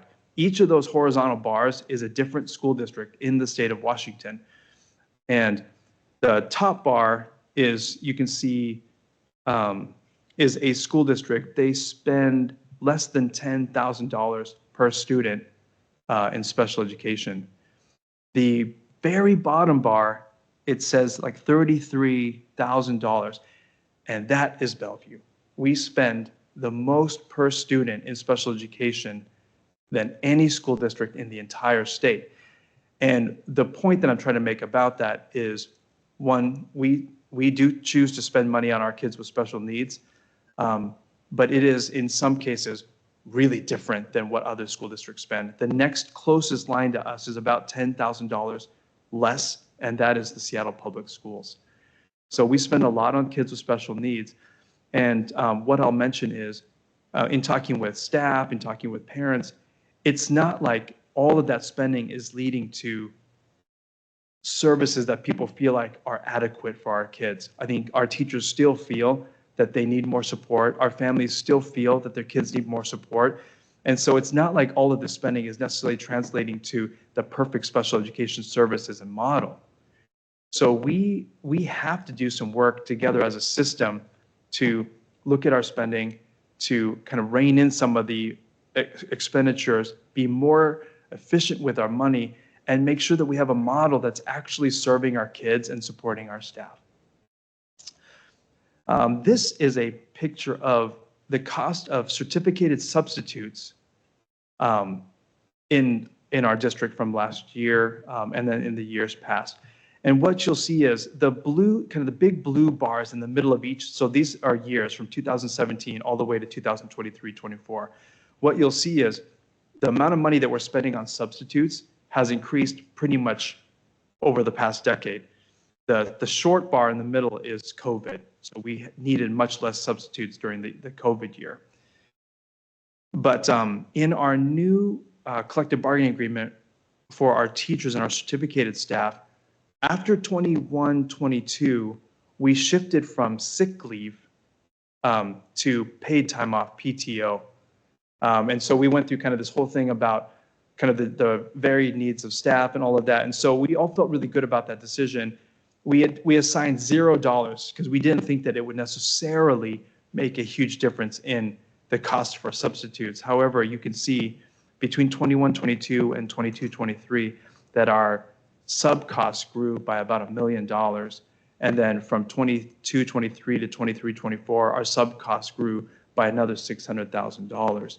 And you look at just the blue bars in the middle, the sick leave to PTO, it goes up by about $1 million the first year, and then it goes up almost $1 million the second year. So the state gives us $550,000 to pay for certificated substitutes in a year, $550,000. But in Bellevue, we spend $6.8 million on substitutes. So you can see kind of the gravity of some of our problems. Some of it is we're spending a lot on substitutes, and some of it is we did not budget that amount of money for substitutes. And this is one of those where it would be very hard to anticipate that we would spend this much money on substitutes this past year. This one just shows you a picture of classified substitutes. For classified, you don't see necessarily a continued growth of substitutes, and part of that's because it is very hard to find classified substitutes. So we're somewhat limited by the availability of classified substitutes. The thing to point out is we spent $1.6 million on classified subs. So this is subs for our paraprofessionals, GSAs, office staff, and things like that. $1.6 million last year. The state gives us $0 for classified subs. So if a paraprofessional who works with a child with special needs is absent and we need a substitute for that person, the state does not give us any money for that. There is no funding for classified subs. One thing I'll just mention, because I know that there's questions about like how can we start new programs or invest in things when we're going through a budget cutting time. And so I just wanted to kind of talk about that because I know that people have been talking about that. And what I'll say is, I've committed to the school board that we will bring our budget in order, we'll manage our spending, but we're also going to build programs that attract and draw and retain kids in our system. We want to build something that parents want to send their kids to. And so we have to kind of hold those two tensions. But the things that we continue to invest in are things that attract kids. So just like I shared earlier in the presentation, we are one of the only districts that have gained students in this region. Many of the districts around us have actually lost kids compared to last year, but we're one of the only ones that have gained it. And part of that is because we gained a lot of kids in our new Korean, Hindi, Arabic programs. And so we are planning to continue to provide and start programs that will draw kids into the system. We need to do that because we can't afford to lose more and more students. So we are still planning to start a Japanese language program this coming fall. The Bellevue Digital Discovery has been having some enrollment issues at elementary, but what we're going to do is we're going to launch a parent partnership program. So we used to have a parent partnership program serving kids who are homeschooled, to be able to give them opportunities to come to school, participate in makerspace and STEM, maybe do some PE. And so we're going to kind of work with Bellevue Digital Discovery to bring back kind of this element of parent partnership program, which brings funding to our school district. We are building out a welcome center, which is mostly, for the most part, funded by our capital dollars, so it's not our general budget. But the welcome center, the whole purpose of that is to recruit, attract, and support families and students. And so we've heard from a lot of families that the enrollment process is not easy in Bellevue. And we've never had to have an amazing enrollment process that's family-centered because we've always just had tons and tons of kids. But now that we are fighting for every student to come to Bellevue, to choose us over private school, to choose us over homeschool or whatever, we need to be more welcoming, more inviting. We need to do a better job recruiting. And so the Welcome Center is helping us invest in that. CTE programs is also so incredibly popular for kids in high school, and it attracts students to our system. And so we're building out programs like the Maritime Welding Program. The one thing I don't have mentioned here is also our work around middle school reimagining, because we've typically lost a lot of families at middle school. They are here for elementary, they leave during middle, and then they come back at high school. But our middle school teachers are working hard on this concept of more problem-based learning, more community-based learning. So things like advisory, and we want to make sure that we continue to work hard on those types of initiatives, because we want parents to know that when their kids come to our middle schools, they're going to be connected, they're going to have friends, they're going to be known by their teachers, and that they're going to be engaged in learning. With that, I am going to turn it over to Jason Golick and team, and I'll have Jason introduce his team. But Jason is our Executive Director of Business Services, and he's a really incredible leader. For people who have worked with him, they know that Jason used to lead our technology department, and so he's managed huge budgets before. We moved him over to business services this past year. I think it's been about 6 months or so. January. And so we're thrilled to have him leading our team. He's going to present kind of the rest of this, and you'll see just from him and his team that we can have great confidence in the work that they're doing to kind of right this ship for us. Okay. Thank you, Dr. Armonke. Again, I'm Jason Golick, the Executive Director of Business Services. I've been at the district 19 years, and the vast majority is in technology, but I started clear at the bottom in networking on there. With me, I have Megan Hayden. She is not available to join us here in person today, but I know she's online. And she's our Director of Budgeting. And so she was officially put in that role in January. I have Lauren Tillman to my right. He's the Director of Accounting. He was put in his role in November of 23. To my left, I have Kim Taniguchi, who's our Payroll Manager. She was put into her role in August of 23. And Teresa Nguyen is the Accounting Manager, and she was put in December 23, roughly. So we're a fairly new leadership team, but we're making great progress. On the next slide, what I want to talk about is kind of the path forward for 24-25. We got a lot of things that we need to do to start curbing our expenditures to be below revenues. And so the way we have this kind of list is we have our 6 risks up here that we got to monitor to make sure that expenditures don't exceed or our revenues are going to be where they are. Risk 1 is we did have an increase in enrollment, which added about $6.5 million of revenue. But again, that goes back to where Kelly was talking about. With that, we also had that increase in staff to accommodate all that enrollment. So it is an increase, but there are expenditures that come with that. Our second one is ties into that, where the increase our certificated staff. And that is at 2.4. So we may have generated the 6.5, but we're not netting out a full 6.5, and it's only the 2.4 is a decrease. Our third risk is special education, and we have been working closely with the special education department to better monitor their expenditures, seeing where they're at. We'll be working closely to work more to get more revenue from like the safety net funding and things like that to increase our revenue through that. These are all things that are projected, and as we get closer, we'll be able to give you more real numbers on those. On risk 4, adding new positions that we did not have in the original budget, that kind of ties into that 2.4 that we have at risk 2. Risk 5, the transportation ridership lower than planned. We won't have a better projection of that until we see the winter numbers. And so for the transportation, our revenue from that, they take the spring 23-24, and then they'll take fall and winter of this year, and then that will be what our funding is based on. So once we get to the winter timeframe, I will be able to come back and put a number in there that says this is what we're projecting that revenue to be, and I'll be able to tell you if it's going to be up or down. I don't know. It'll be interesting to see what December is, and we'll need communications department help booster ridership just like we've done in the past.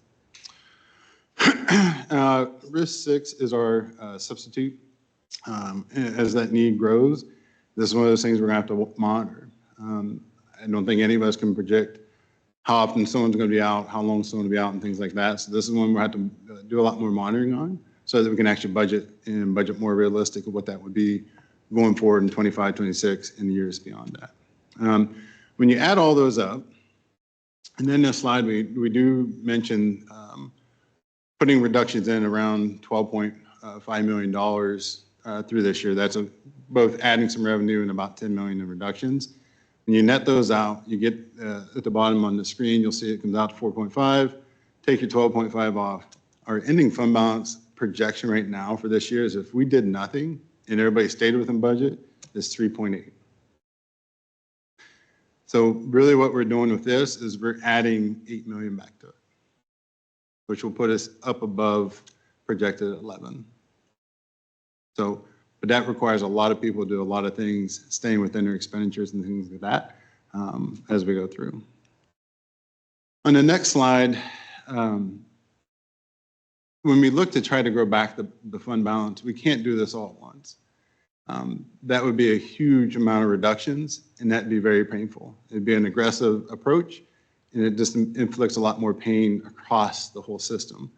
So we're trying to have a goal of adding 3 million each year. If we add 3 million each year, we will slowly get back to that 5%. But this will allow us to do this in a much more controlled manner to reduce the impact to the students, the families, staff, and everybody involved. Again, these are all projections, depending on what we can do in reductions of our expenditures. We've kind of put a couple priorities of what we're focused on for this year. Right now, we're doing a lot of the monitor and reduce expenditures. You'll see as we get through here some of the cuts or reductions we're proposing to do. Again, those have to come to fruition. If those don't come out, then that will impact some of these. The other piece is improve our efficiencies. So one of our recommendations is a hiring freeze. So as we put in hiring freeze, we get to then evaluate, do we need that position? Do we continue with it? Things like that determine. Some of the other pieces of the efficiency is reducing our MSOCs, right? If we can control our spending, just like we would do it at home. If we're over our budget, we're looking, do I need Hulu? Do I need Netflix? Do I need all these things?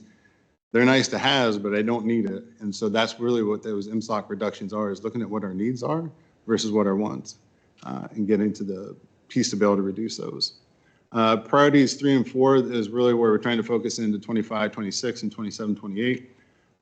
We need to increase the fund balance at a minimum 3 million each year. It'd be great if we can hit that.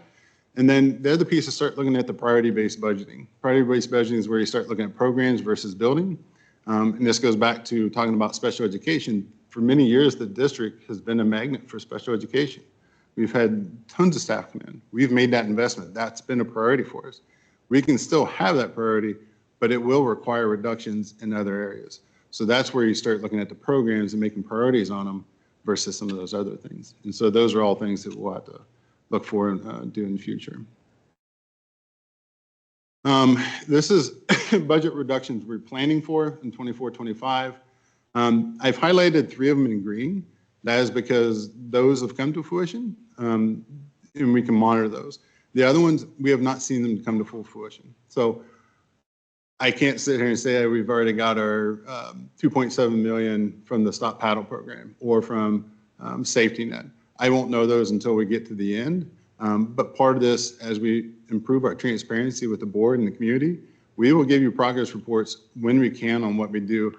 A good example is the transportation one I was talking about. I won't know until winter and won't be able to give you a progress report on that. But once we get past those counts, then we can start doing some projections on what those will be.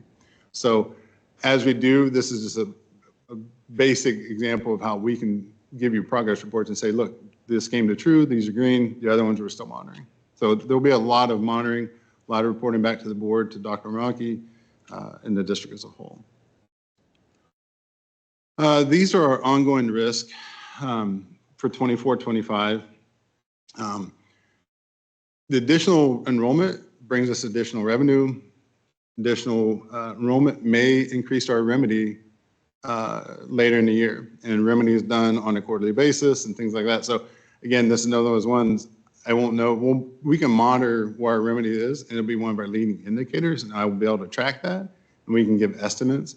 but we'll have more actuals once we start hitting those months that those happen in. Special education, again, working closely with them to give them more tools to accurately be able to monitor their budgets and expenditures throughout. Revenues below expectations. We've talked about transportation.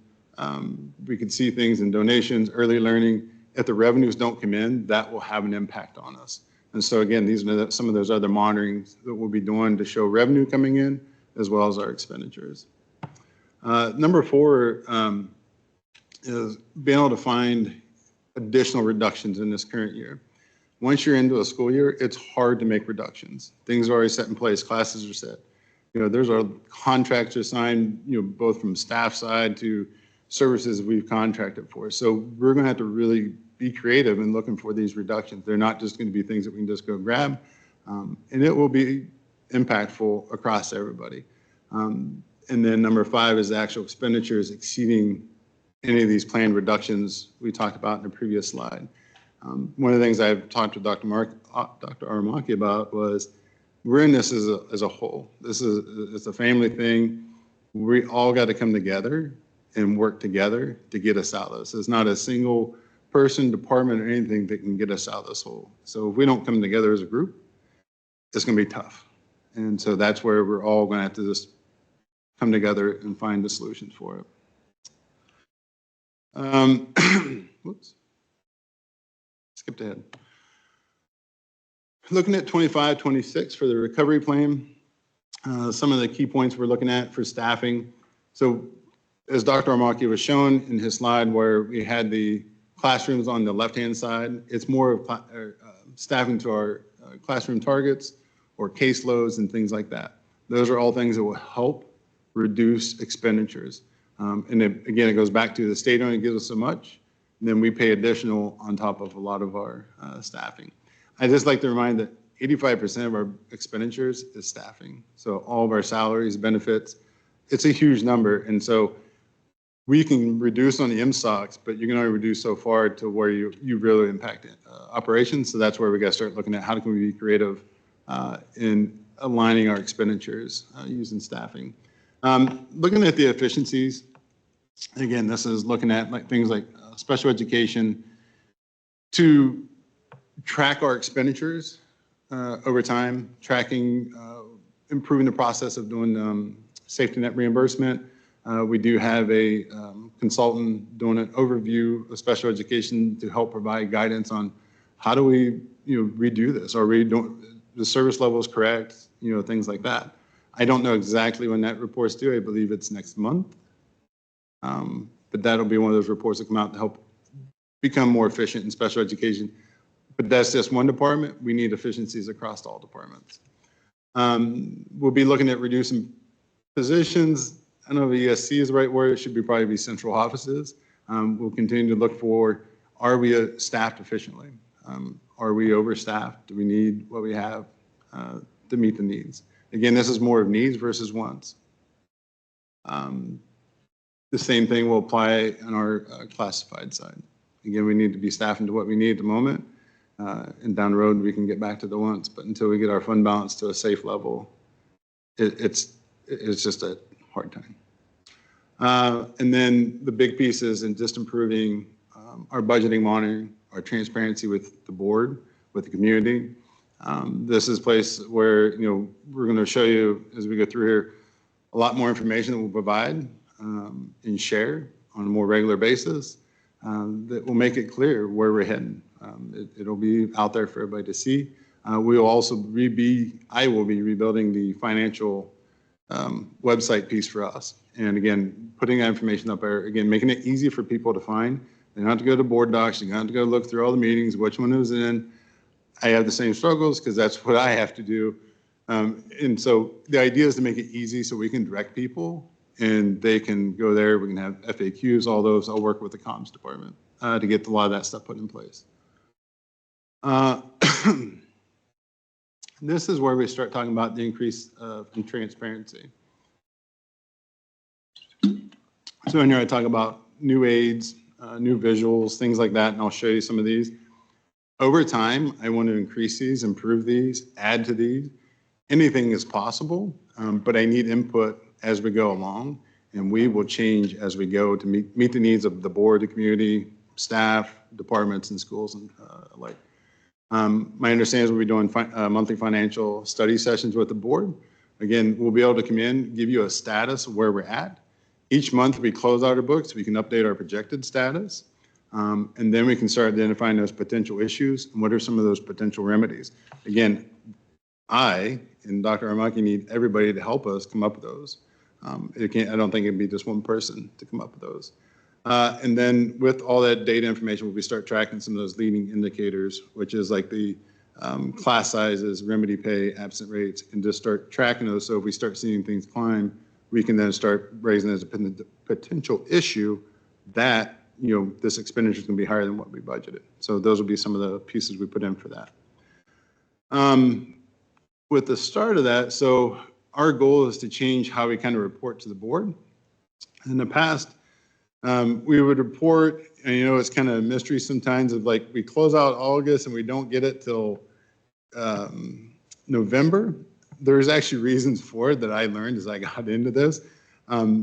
There's the biggest reason is OSPI has to certify our closing, and that doesn't happen until October 25th. Once they approve that, then we can close out the past year and then start forward. So that kind of hinders some of that initial.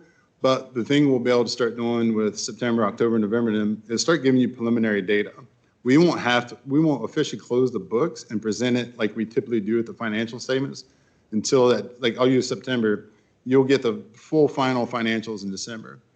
I got November 14th. I do apologize, I don't have that to you yet, but I had shifted gears in the last few days to get all this to you guys in there. So we will get that to you and I'll show you what that'll look like. But this is based on board meetings, availabilities, holidays, and things like that. So you will see some months where December, where you get it February 6th, and you'll get the final on the 6th as well, as based on holidays and everything else in there.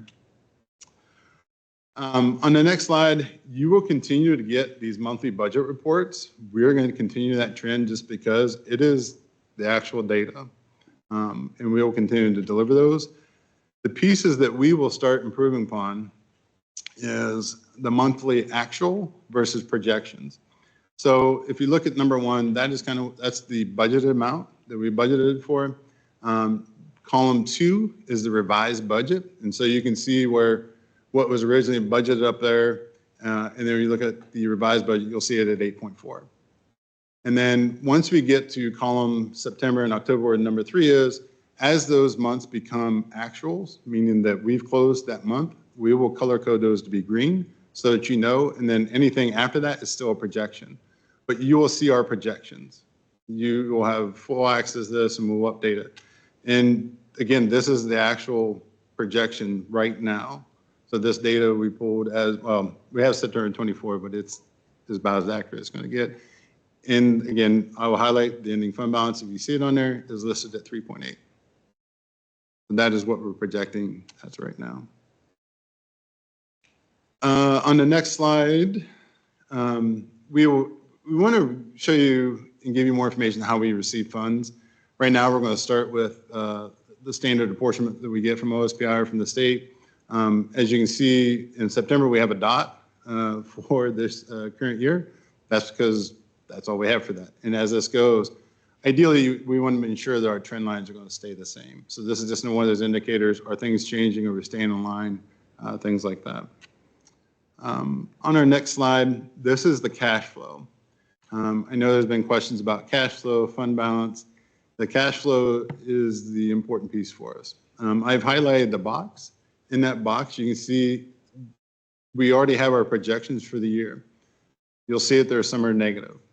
That is what the projection is until we start getting more actuals. Now, what we are doing, like Dr. Armaki was saying, in the past, we used to transfer our capital levy once a year. At the end of the year, we'd transfer 20, 30 million, and we could never have issues. We are now at the point where we do these transfers monthly. That monthly is to help ensure that we have cash into the system. We don't have those in here. This is just straight projections of that. But our goal is to make sure that we do not go negative in our cash flow. Other examples, our bills are due. In the past, we used to pay them as soon as we got the bill. Now we've changed that practice to pay to make sure we meet the due date and not paying it early. Again, this will help with our cash flow, whether this be our credit card statements, bills and things like that. So all these things will help ensure that we don't have a negative cash flow. So I know that's scary, but we are doing our best to ensure that we do not end up in those negatives. And again, we will have regular updates with you guys. We will be ensured that you'll see that as we go through. Again, as we plug in data, that changes our projections. So until we start putting in actual data, that will help us put our projections in better alignment. So I know it's scary. It is scary for me, but I can guarantee you the staff that we have, we are working as much as we can to ensure that that cash flow doesn't end up in those negative pieces, because then that's where you start talking about those interfund loans and things like that that we do not want to do. So that is our goal in cash flow, is to avoid any of that. We will use our capital levy, transfer as much as we can in those lines. So other things we're going to throw in these will be items during our study sessions. You guys can give us feedback. We're going to put in our top 10 expenditures, revenue. It really just gives you a sense of where our money's going. So this is a good example. When you look at the total projected expenditures at the end, the vast majority of our expenditures is basic education, and then you can go down. During the month ones, you'll probably see those kind of change a little bit as the months go. But again, these are additional graphs we've never provided. Again, it's just kind of to give more information, to view it a different way, to talk about it.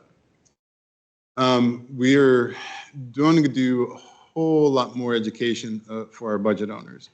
As a previous budget owner, I can say that I didn't have much education on how the budgets worked and all those. It was a lot of trial by error, trial by fire, however you want to put it. We are going to partner with our budget owners. This would be at the schools, at the departments. We want to provide them the tools they need to monitor their budgets. We want to provide education, educating them on what to understand what's in the budget, whether it's MSOC salaries, our carryover funds, things like that, that they know is there, but they don't really know the understanding or the impact of that. And so our commitment is to keep educate as much as we can, provide them as much tools as possible. And we have a process in place for when budgets reach the 80% utilization, we're going to put processes in place that we're having a serious conversation with them. We bring in chiefs of schools, department heads, and come up with a plan. Like, how do we ensure we do not go over? And so, again, it'll take a bunch of people at the table to do that. Staffing, one of the things we're trying to do to help control the staffing, they implemented position control. That was a combination of both HR and the finance department. This helps us control, so you're only hiring what's been approved to hire. This will prevent people being hired that we didn't know nothing about, that adds to expenditures. Again, since this team has come on board, we've been working to improve our relationships with HR, so we have better communication. So creating a circle where we're all on the same page, we're all speaking the same language, things like that. That'll only help improve us as going forward. So right hand knows what left hand is doing, and we're all going in the same direction. Again, I'm going to mention again, we're going to staff closer to our class sizes and caseloads. That's just one measure. That is not, again, I know I've said it a couple times, but it's not the only thing that we need to do, but it's one of the bigger things, because that is 85% of our overall, well, teachers aren't total 85%, but definitely impacts. And we've implemented the exec team, approving and hiring vacant positions.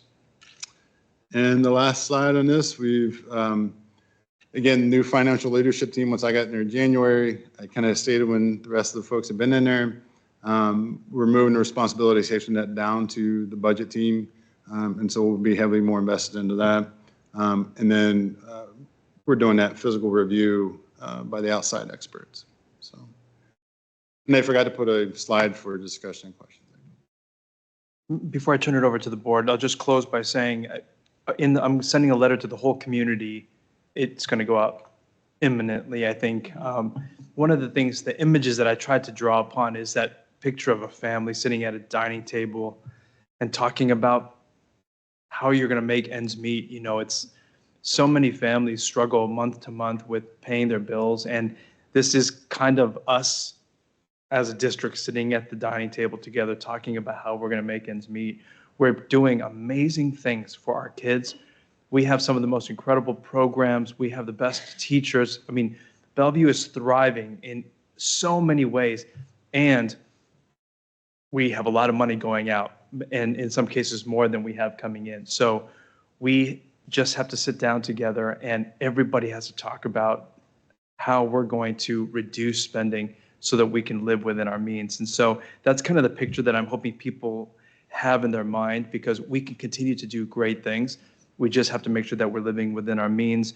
And then my closing comment is, all of these issues are built on the foundation of grossly underfunded schools in the state of Washington. And so we have an opportunity. We have a new governor coming on. He's talked about committing to bringing public education funding back up to 50% of our budget.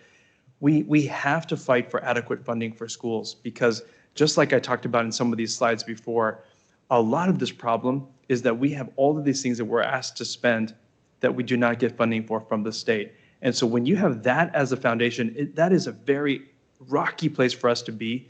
And then on top of that, when we have any of these things happen, it just makes things very, very challenging for a district to run. We're one of hundreds of districts that are dealing with financial crisis right now, all for very different reasons, but we are all built on this foundation of underfunding from the state of Washington. So we have to fight together for adequate funding for our schools. And so I'll just go ahead and leave it at that. I'm sorry that we went over, but this is such an important topic, and I hopefully it was worthwhile for people to hear. Okay, I think it's time for the board to have a little discussion on this, and we led the last discussion with 4, so it's 5 who gets to lead. Director Aris? Okay, so I get to start the very sobering conversation. First of all, I want to say thank you to the team for stepping up and providing all the data information that we had asked for at a very quick and fast pace. I know you guys were probably swamped. I know when we asked Dr. Aramaki to have further discussion in this space, you weren't given a whole lot of time. So first of all, just thank you. And thank you for being transparent. I think one of the things, being this is end of my 3rd year of being aboard, I always wondered, why are we not getting all the information when we are asked, when we ask about the expenditure? And for you to provide so much clarity in such a short period of time, I'm kind of going, why weren't we given that clarity before? Especially when we were under more turmoil. And one of the things I wondered is, and I don't know if there's an answer for this, but when we noticed that we were overspending in the first year after our signing of the contract, why was the board not given the information of overexpenditure in specific spaces? It's a conversation could have started a long time ago. Unfortunately, we missed that window, but I'm glad that we're starting that conversation now. There's a lot to unpack here. Some of the things I want to say thank you for pre-planning to provide monthly report. I think this is one of the spaces as a board we're going to have to start. I don't want to say micromanage, but we're going to have to keep our thumbs on it. And because that is our job as a board director, to make sure that we are going to continue to have a functional school district. And last thing I want is for OSPI to take over and start slashing all the great programs that we have worked so hard to build. You mentioned about special education and obviously the cost. There's a couple of things I want to mention about that space, partly because that is also a space I'm very familiar with and intimate with. There's obviously, I want to acknowledge that we are spending more, and there's a lot more need. But what the need and the expenditure of it isn't based upon the same number of students from the previous year. With the increase of students, we get students in all spaces. So I think parents and community need to understand that the increase is not based upon the same number of students from the previous year, but it is based upon the need of the year, and also that that may increase in the need of the students that came. We don't have control of how much need a student has when they join us. So I know that we're a magnet for every type of students because we are recognized for all of our programs, including our special education. So I just want to put that out there. I know people are wondering if there are ways we could start slashing our special education budget. And we have to be cautious on that thinking pattern because every student deserves to be successful. I do have a question regarding the safety net and the Medicaid reimbursement. In the previous years, I have asked questions around this, and I was told in the previous years that we have a great team that recoups majority of our funds that we spend. But what I'm hearing now is that we haven't. And so I'm curious to know what is the expenditure in the safety net and the Medicaid space, and what is actual recoup in that. And I'm going to assume that we'll probably get a better in-depth report on all this now I think about it as when we do a deeper dive into special ed space. So maybe you can hold off on that. One of the things I do want to echo, I think, that you mentioned was as I talk, I myself are kind of thinking and processing all of this data because I just want the public to know we weren't given this slideshow ahead of time. So I am trying to process this as I talk. And I'm a person who needs more processing time. I like the board and the superintendent and everyone here, I do think it is important that we have amazing teachers and staff, and this is hard pill to swallow. And I really like the analogy that Dr. Aramaki used, which is dinner table conversation of how to trim. And I really wonder if this is something at every building and every department have to really sit down together as a family and figure out how everybody could contribute in trimming and really think about what is that we need and what is that we want, and can we save the want for a different day? And really focus on the need and think about when we say the need, what is that really? Based upon what we desire as a district, as our mission, our vision, and how we want to create success for our students. I'm sorry, do you want me to pause so everybody has turn and have second round? Yeah. Yeah, I guess we'll do a. Yeah, I'll pause and then everybody has.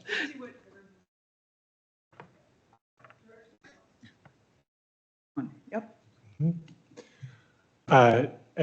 I want to thank you for the amount of information you brought to bear. I think one of your slides showed that you've basically understood where we're at the year-end budget at the end of October.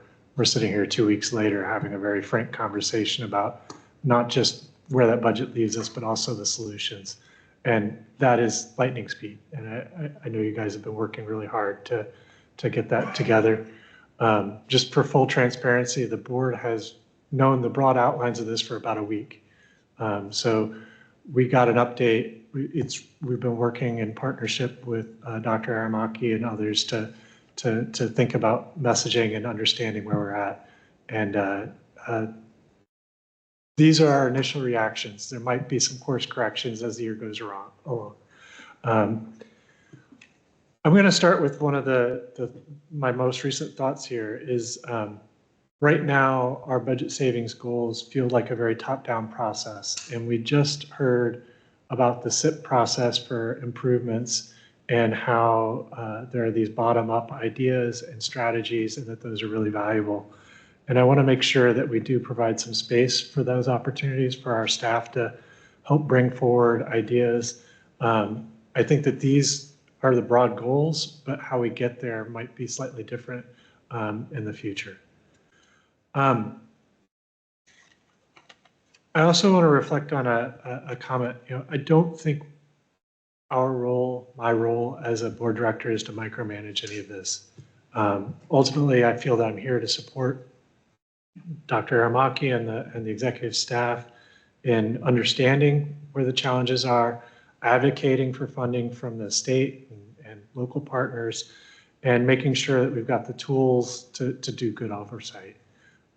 You guys are the experts in how to deliver education, and I have no intention of stepping into that realm whatsoever. But we want to work together to try to make sure that we're asking the right questions, doing the right looks at these things, and that we've got our messaging right back both to our families, to our staff, and to our legislature, which is our primary funding source. It's clear that there are a couple of long-term solutions that we've identified, which I feel that we've been working on. Maintaining and attracting students and families to the district is one of those, along with the Welcome Center and the potential to do some enrollment management across the district. Those are strategies that we started on in the last year or so, and I feel those are starting to bear fruit. And that's a good thing. Another message that hits me very clearly is our reserve balance is lower than we expect, but there's no scandal here. There's nobody did anything bad. These are all expenditures either for negotiated benefits or for benefit of our students, and really an excess of compassion in some cases to provide as much support for our students as possible. So while we are somewhat lower than we need to be, that's also partially by design. The school district intends to spend basically all the revenue that comes in each year. We don't want to make a profit from year to year. We want to spend all of that money to support our students and to give the best service possible to those students that we can. That is why we get the amount of money that's appropriated to us, is not to run a profit from year to year and to gradually build this reserve fund. That we are now too low means that we need to get back to the point where we have the appropriate level of reserve fund. And we have some clear strategies, but again, I hope that we can continue to have chances to engage on those. We saw some signs of worry in the past, and the messaging in the past was really limited to special ed's exceeding expectations, and we have higher costs than expected for substitutes. I really appreciate the enhanced transparency you brought to what that means, rather than just leaving it at those statements. And the benefit management thing matters to me a lot because it seems that we didn't have the incentives properly analyzed in our structure. That should have been leading to a different, I think that was intended to lead to a different set of decisions. Without having it budgeted properly, we weren't making the right set of incentives and decisions there.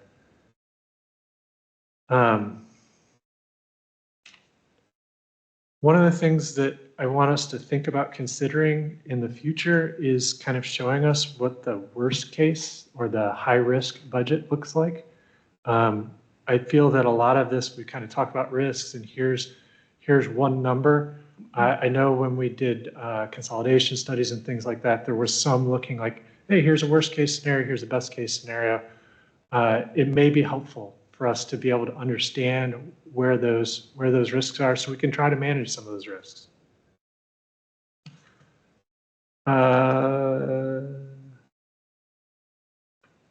The most concerning thing to me, quite frankly, was late last summer, early summer. There was kind of after the fact coming to the board and saying, hey, we overspent in these categories, we need more money.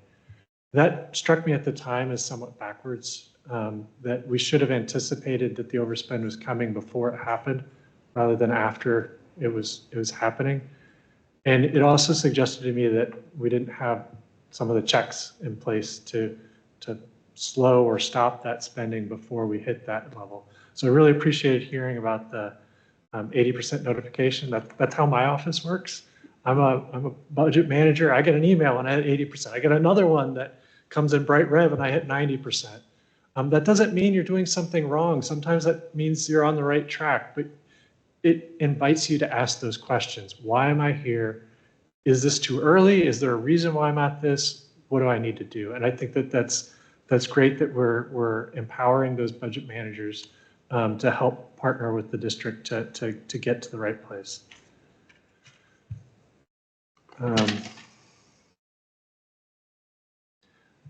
The last point I'll make is that one of the things that has me a little bit concerned as we move things around and we see where the overspends are happening and whatnot is I want to just make sure at some point that we can demonstrate to our local community that our local levy expenditures match the commitments and expectations of our community, what they voted for. And just to be able to show them clearly how those funds, that portion of funds are being spent. Because I know the local community asks those questions and wants to see how they're being spent. And that's a critical part of this.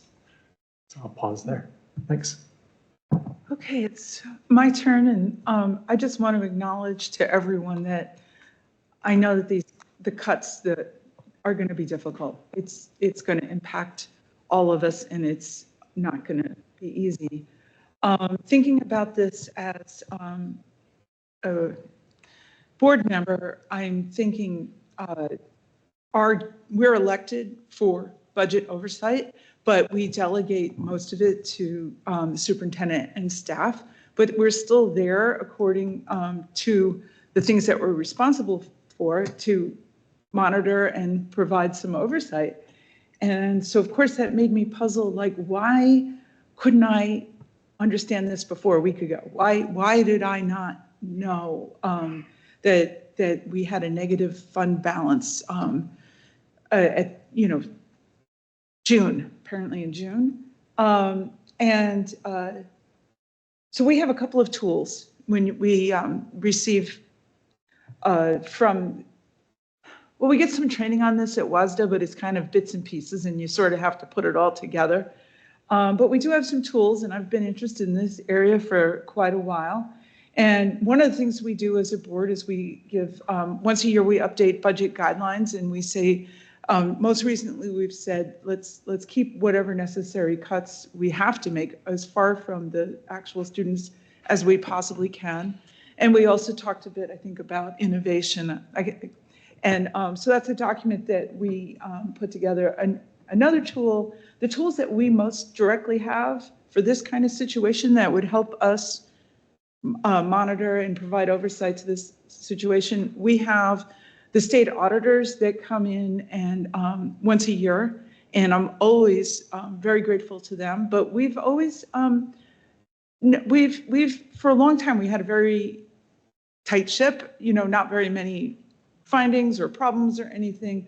But I do think that, when they come next spring, they might notice, they'll tell us that, we're getting going below zero and not having the reserve. This is not a good thing.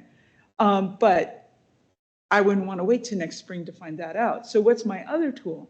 My other tool is the monthly reports that come to the board. And then I just realized in this moment how dependent we are on financial staff because we're not in a position to go through all that data and find these things that Dr. Aramaki has just explained to us ourselves.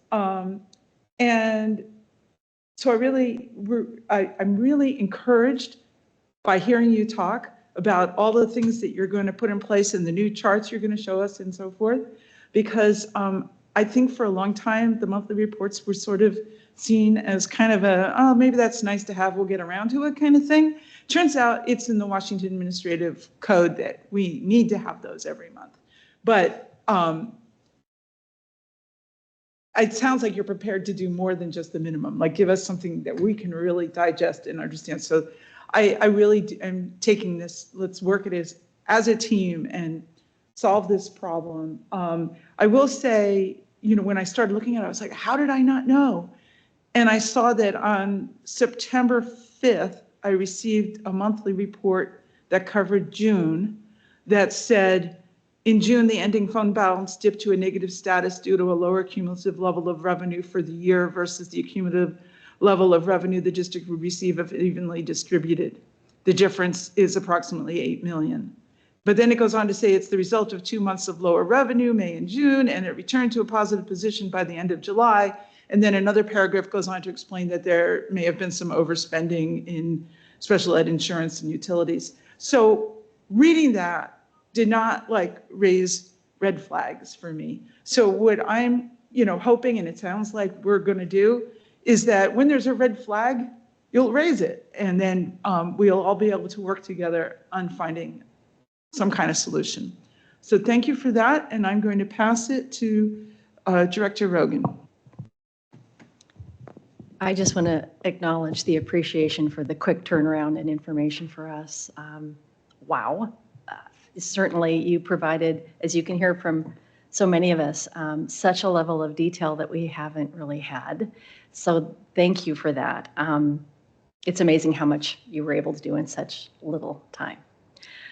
I think I just want to echo that the focus on increasing transparency moving forward is so essential, and I so value those slides that outline specifically using a new set of visual aids for us, for everybody who's interested, making that available on the district website so it's available to anybody and everybody.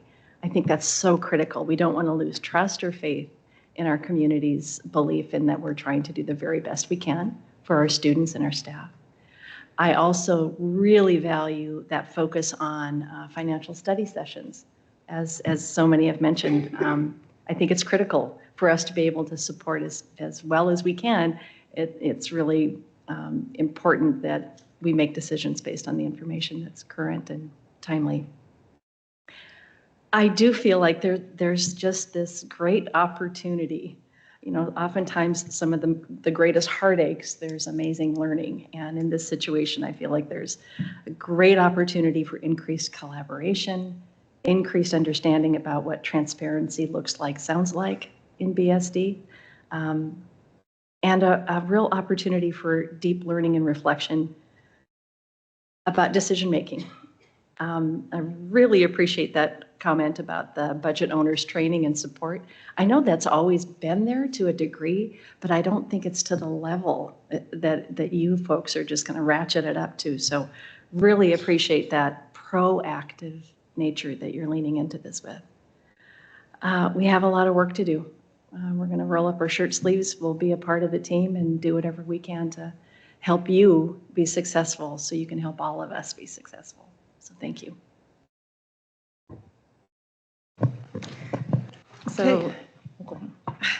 So there's no question this is a challenging time for our district and for our community. And historically, in times past, we've come together in times of challenge as a community to get through those tough times. And I see this as another opportunity for us to be in community with each other as we navigate these obstacles. And we are and will continue to work closely with Dr. Aramaki and the finance team to address the gap. And I really just want to say to Executive Director Golick and team that I really appreciate your willingness to lead our budget and finance team through this critical time, and really look forward to working closely together. And so I'll just start with just some of the wonderings and questions that I've had based on what you've shared today and kind of the information that we've gotten. One of the things that I found interesting was when I was at the CUBE conference a couple of weeks ago. There were so many districts that talked about the issues that they're having with budget around substitutes. And so I think that it's a nationwide issue that's happening and occurring, and so many districts across the nation are struggling with maintaining a proper budget because of the amount of expenditures that are happening around substitutes. So I just wanted to put that out in this space.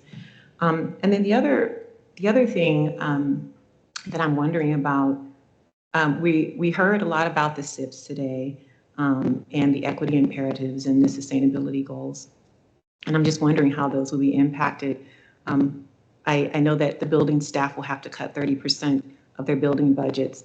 And as I was looking through some of the SIPs, there were some things that were that some of the schools are focused on and wanting to address that are kind of costly, like cell phones, because they might have to use those pouches and they're very expensive. And so I'm just wondering if there will be any opportunities for buildings to adjust those goals after reconsidering the way that they'll be spending their building funds, since this is kind of a newer development. And similarly, what does this mean in terms of our recent initiatives and annual plans, including the committee plans and sustainability expenses like electric buses and things like that? So that's a wondering that I have. The other thing that I was thinking about as you were talking was around our transfer students. And as we see, we are attracting lots of transfer students and had to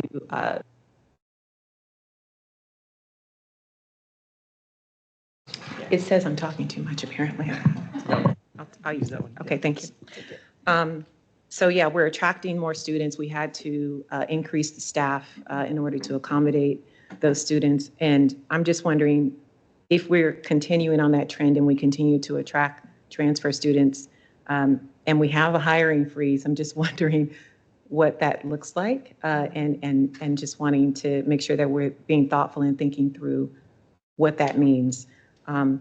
And one of the questions, I write down a lot of little notes, so I apologize if it's a little disjointed, but one of the things I wrote down was, will the district need to consider the open schools transfer options for transfer students in an attempt to even out our classroom sizes? So that, what I mean is, are we going to have to close some opportunities, some schools that, some opportunities for parents to opt into certain schools because they're at capacity or those classrooms are too full and others aren't? And so just something to think about.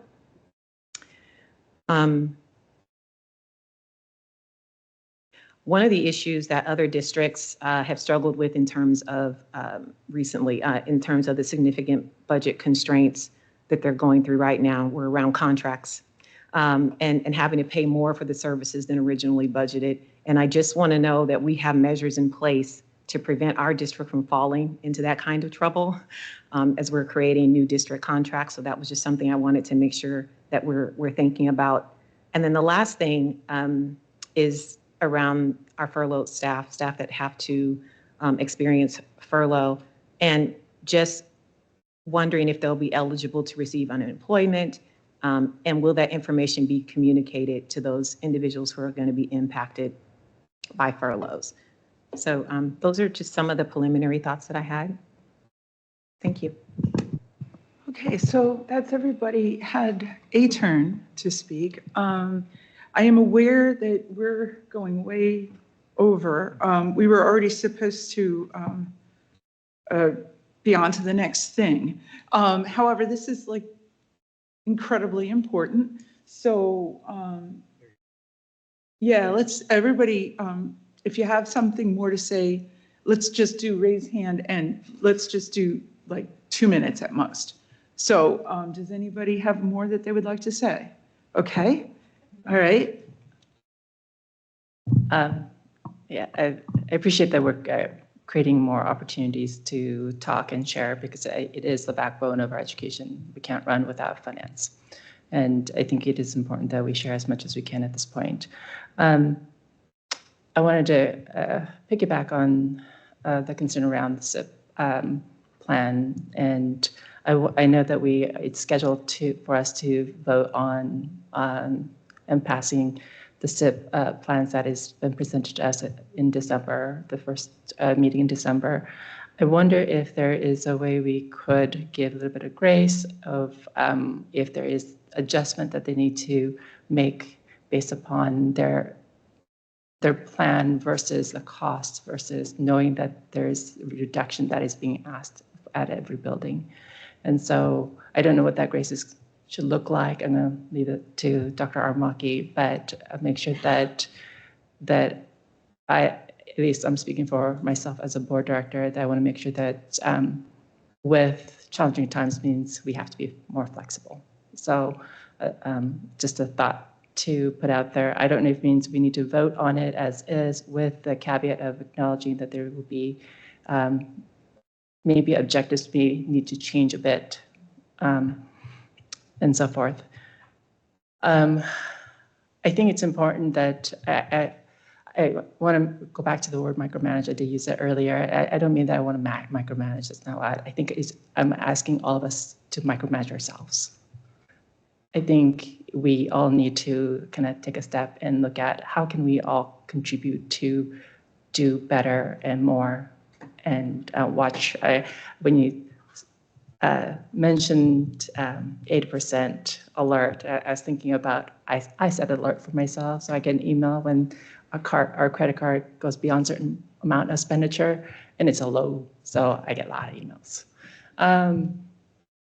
But I think good habits are good to, this is a good time to develop those habits. As Director Monica, I keep wanting to go through. I'm trying to be correct here. Director Webster had said, it is a national problem. And honestly, it's with the recent election, finance is something, it is on top of my mind, with who knows what's going to come our direction. So I think this is a great opportunity. With every challenges, there's the opportunity to come out better. And so I hope we all look at this as an opportunity to figure out how to tighten our budget, how to perform and do more. And I know it's asking a lot, and it's it sucks. Sorry.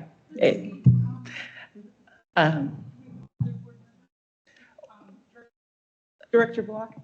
Yeah, I just want to touch on a couple of things. One, the most common thing we see complaints about from parents is either class size or split classes. And it's my understanding that none of this is going to lead to increases in class size. That's not what we're talking about here as far as the changes. The second point I want to make is I reached out and talked to some of the old hats who've been school boards before us, and they said we've been here before. During the mortgage crisis, the fund balance did get very low, and we came out of that, and we can do this. I don't want to understate the fact that it's painful. It's going to be painful for staff, especially. I've been in 2 organizations during economic strain. I worked for the state during the mortgage crisis, and everybody had furlough days. That was a standard thing. It was once a month. And I also worked for a nonprofit right after the 9/11, which created a bit of an economic crash for a lot of those foundations. And it doesn't feel good to show up the day after you hear this sort of news, and you see other people like, oh, we're not going to have this, we're not going to have that this year. We have a plan here, I feel. Better days are on the horizon, and we're going to get through this. We have solutions that we're going to keep working towards, and we're not alone. This is common to, as people have mentioned, most of the school districts. I do want to mention one of the solutions that we haven't had a chance to touch on. We've mentioned advocacy for the state and local, but for community members who want to support us, the best way is through the Bellevue Schools Foundation. That is unrestricted funds that can support our schools and that can help support things like materials and field trips and things like that might be impacted by budget cuts like this. My closing comment, I'm a little bit confused. I don't understand if there will be or when there will be a vote on a revision to a budget. Is this driving a revised budget? Because right now I think this is just a financial update. I don't know if you're going to at some point need us to reevaluate the budget that we approved in August. Thanks. Okay, let's see, Director Webster? Oh, you want, is it point of order? No, I'll just make this really quick. At first, I didn't have anything to say, but now I do. I just want to acknowledge that furloughing is painful, and not all people are in a position to comfortably do that. And so I just want to make sure that we have adequate resources and direction for folks that have to furlough or that are ordered to furlough. And so I just wanted to put that out there. And then the other thing is, I do think that we need to have honest conversations about class sizes, as indicated in the presentation. We have some class sizes that are significantly under the target number. I'm not suggesting that that is something that we are absolutely going to need to do, but we need to have an honest conversation about everything. And I think that that's something that that needs to be discussed. Thank you. And Director Rogan? Just real quick, I want to follow up on something Director Block mentioned, and that idea of focusing on hope made me also think about that idea of focusing on encouraging civil discourse about this, because there is going to be pain out there. So hope, civil discourse, and what might we be able to do in our parent community, our community partnership programs, to help with the emotional support of what might be happening in our buildings, because it's a pretty sure thing that our staff and our students will notice some of these cuts. So I just think whatever we can do to help pull people together, to help the emotional impact that might be coming in our schools. Thanks. Yeah, thank you. And, oh, yeah, but how about me? Yeah. No, I was just going to acknowledge again, it's really painful to be in an organization that has to, kind of tighten the belt and pull back from a lot of different things. And although I do agree that class sizes probably won't change this year, but I am a little concerned that we might go to the higher end of the range next year, which is, difficult when you got 28 kids in a room. So I just want to, I think it helps when you're bracing yourself. But I am very sorry that this is happening. All right. Now, Dr. Aramaki. Yeah, sure. Just a closing comment. I love the idea, Director Aras talked about it, and then Director Block talked about it, but this kind of dinner table conversation at the local level, at the schools, grade level departments, building leadership teams, and then kind of culling the bottom up ideas, people, like what are the ideas that people have from throughout the system, as opposed to us kind of determining we're going to cut this or slash that. And so I think that is a really, smart, it's a great theme for tonight, and that's something that we can work on for sure. I think that will be our ask of our teachers and our classified staff. What are the ways that we could save some money, and what ideas do people have? So thank you for that. I really appreciate that. I think, Director Webster, you talked about people affected by furloughs, and you've had some other questions just about how are we caring for the humanity of people as we're going through this. And so we will talk more about that in the future, because I think that is something that matters to us. We know that these have impacts on people's livelihoods. So that's something for us to talk about more in the future. And then around class size caseload, the scary thing is, I think our teachers won't necessarily feel this but some districts, in order to save money, have to actually go back and raise the class size caseloads in their contracts because they're low. For us in Bellevue, our staffing we have more staff out there. We are lower than what we're targeting in our contract. So even if we just move things back up to the class size caseload targets, we could save millions of dollars, because not everybody's experiencing it. Clearly, there are some classes that have 33 kids in it, but the majority, if we could just raise them to what's in the contract, we could save millions of dollars. And it will be hard for people, because it's not necessarily what's best in general, but it is what we have to do to monitor our finances. So I'll just leave with that. We'll have many, many opportunities for this conversation, once a month at least. Okay, so I'm now thinking that that's the end of our discussion of the financial update. We have 2 elements of board business we need to get done, and we are basically 15 minutes behind schedule. So let's see if we can get through that. So I noticed that Chief of Staff Harrison is here to lead us through policy 5010. Thank you, President Watson. This policy, this is the fourth time you've seen it before you. And just for the record, I wanted just a very brief preamble to indicate that this policy really deals with two topics that are related. One is discrimination, and our intent to prohibit discrimination in the workplace. The second part of the policy is around affirmative action and equal opportunity, equal employment opportunity, which is codified in federal and state law. So I'm wondering, Monica, if you could post a clean version of the policy, and I'll just very quickly explain to you the changes. I think it's important to let the public know that the changes that have been made since first reading are highlighted in yellow. And it's interesting to note that the focus of this policy revision was really on the non-discrimination component. And I want to give credit and thanks and praise to two partners in this work, Nancy Fahm, our Civil Rights Coordinator, and Freedom Johnson, our coordinator for our engagement specialists for BIPOC educators.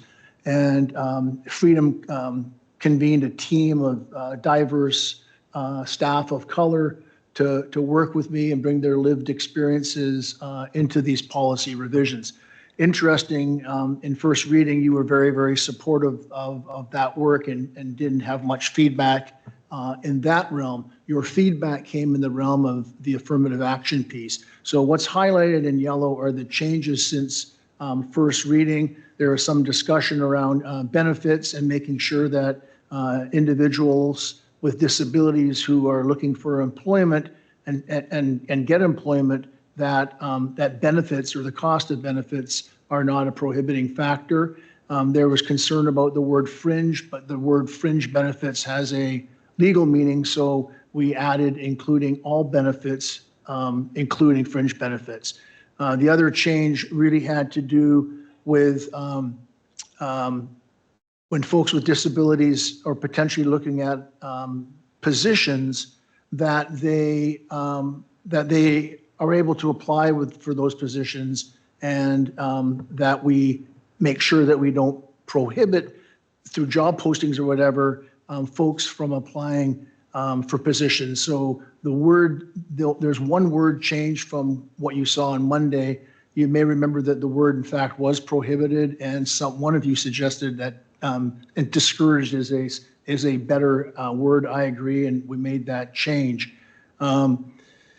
The key piece again in this area really is to make sure that there aren't things in job descriptions that would be discouraging to a person with disabilities. And I think it was President Watson that told a story about a friend who applied for a position that required a driver's license, and the job didn't require any driving.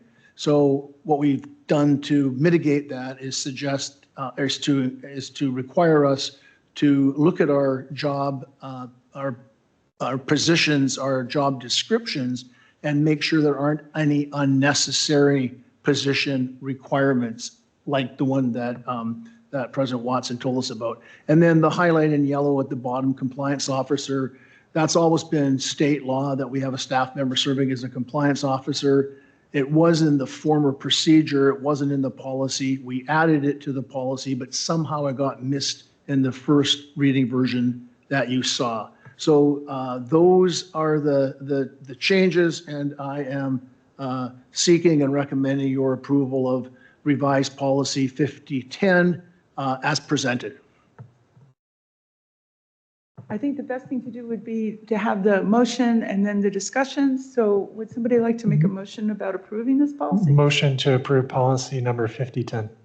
Second. Okay, now it's time for discussion of the policy. Yeah, I don't know, we lost track, but go ahead. Yeah, I have no additional feedback. Thank you for the consideration and the edits that you've made. Look forward to implementing this policy and procedure.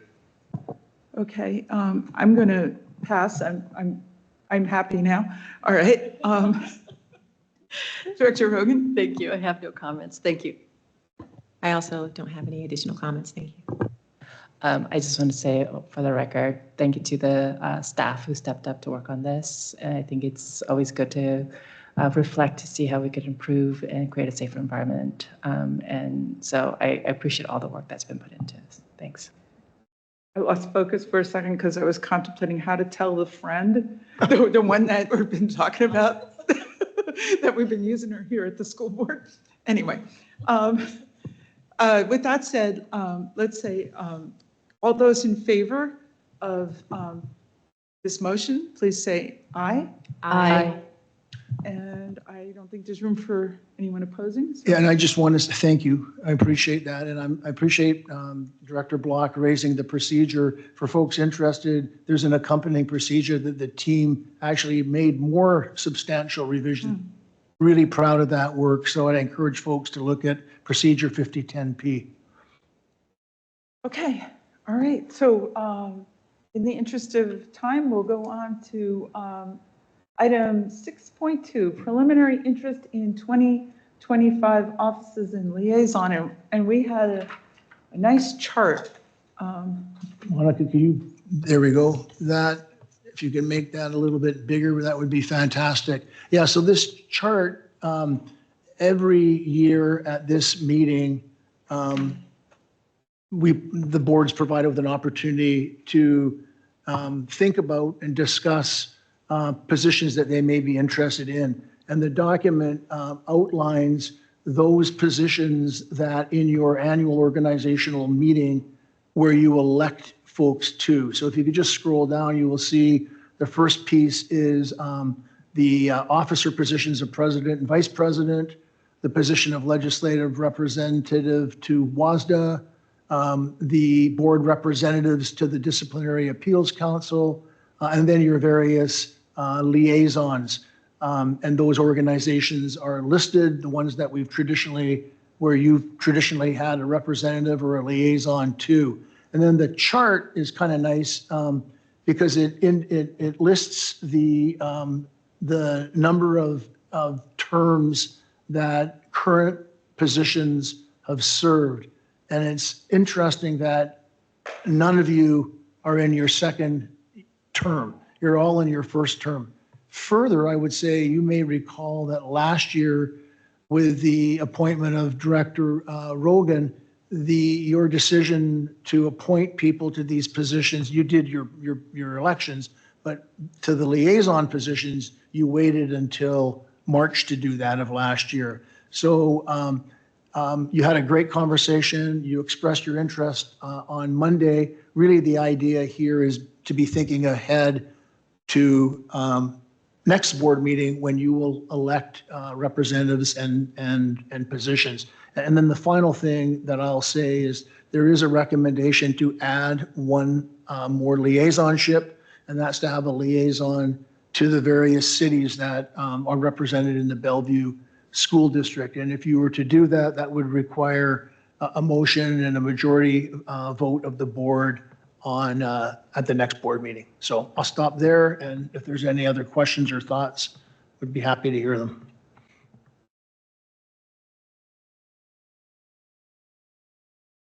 We did fill on the last discussion, so it'd be me. And so I'm going to say, I'm putting my name out there for a second term as president. And there's a little known slight tradition that was true a couple of years ago where the president doesn't always have to take on a liaisonship because it's considered, a lot of work. But beyond that, I will say, you talked about adding the city council one, and I talk about my special needs liaisonship that kind of evaporated, and that I'd kind of like to, on some level, keep going with. And I was going to, since there are now two committees of the council, and the person who's liaison to the council has to go that first Monday meeting and do the speech and everything, doesn't necessarily have to be the same person who goes to the subcommittees. So I got myself invited to the Advanced Learning Committee's event. And so I thought I could try to cover the special needs and the advanced learning, because it tends to happen like at times during the day and all of that. Of course, any other board member that wanted to go could go too. But, all right, so that's just all I have to say. And I'll pass it to Director Rogan. I love that you're interested in those extra positions. We had a little bit of a conversation on Monday, and I'm kind of spinning on the DAC and wondering, knowing how you never know if you're going to have one or two disciplinary appeals counsel, for those who may still be out there. I think that idea of rotating on, just literally rotating who's first, who's second, who's third, would be helpful. Maybe save President Watson from that rotation. It's okay. But really, you do have a lot of work. So anyway, that idea of rotation, I just wanted to put out there. I'd be more than happy to serve on a rotation or 2 or 3 or 4. And yes, I would love to be maintained with the 2 liaisonships that I started. Geez, it seems like yesterday, just in March. So yeah, I'd love to carry on with those. Okay, thank you. And I'll be really quick. I am interested in continuing on a second term as vice president and maintaining the Rainier athlete liaisonship and willing to serve as primary on DAC as long as I have some help. Those are huge blocks of time and often they're you don't get a whole lot of notice. And so I just think if I can have a little help with sharing that responsibility when I need to, that'd be really great. Thank you. Okay, I guess it's my turn. So Yeah. I'm going to throw a kink in all of this. I actually would like for us as a board think of a couple of different things, and I'll start with the DAC.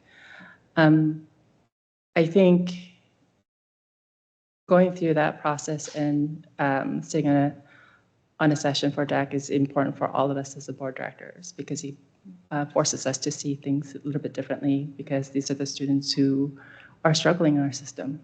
And so I think it's important that, including myself and all of us, should sit on it. And I wonder if we could think about redefining DAC and liaison as not to say it is one person, but that all of us sit and we all take a case. Because I think it's important that we see that in person. So that's my proposal on that. The other is regarding liaison actually there was multiple suggestions for additional liaison. City was one, which Director Block brought up, and Director Watson brought up the liaison to special ed and AL committee, which I think I support on that. I think that they need to, especially special ed, they need to continue to have that voice heard. And so I don't know I guess we'll have to do that whole thing later on. As far as, and then the third one that is that I don't think we had a discussion and nor did we come with any final understanding is that, and this has been something that's been brought to me by our community many times over, is how come we don't leverage our community partners. And I said on Tuesday that do we want to consider having a liaison to any of the other entities that like Chamber of Commerce or Rotary or whatnot? And I didn't hear any comments from the rest of the board. So I would really like to hear what the rest of the board has to say about that. And I want to make sure that I close the loop on this because it is a question and ask. And I keep thinking about, especially at a time like this where finance is tight, how can we leverage our community more?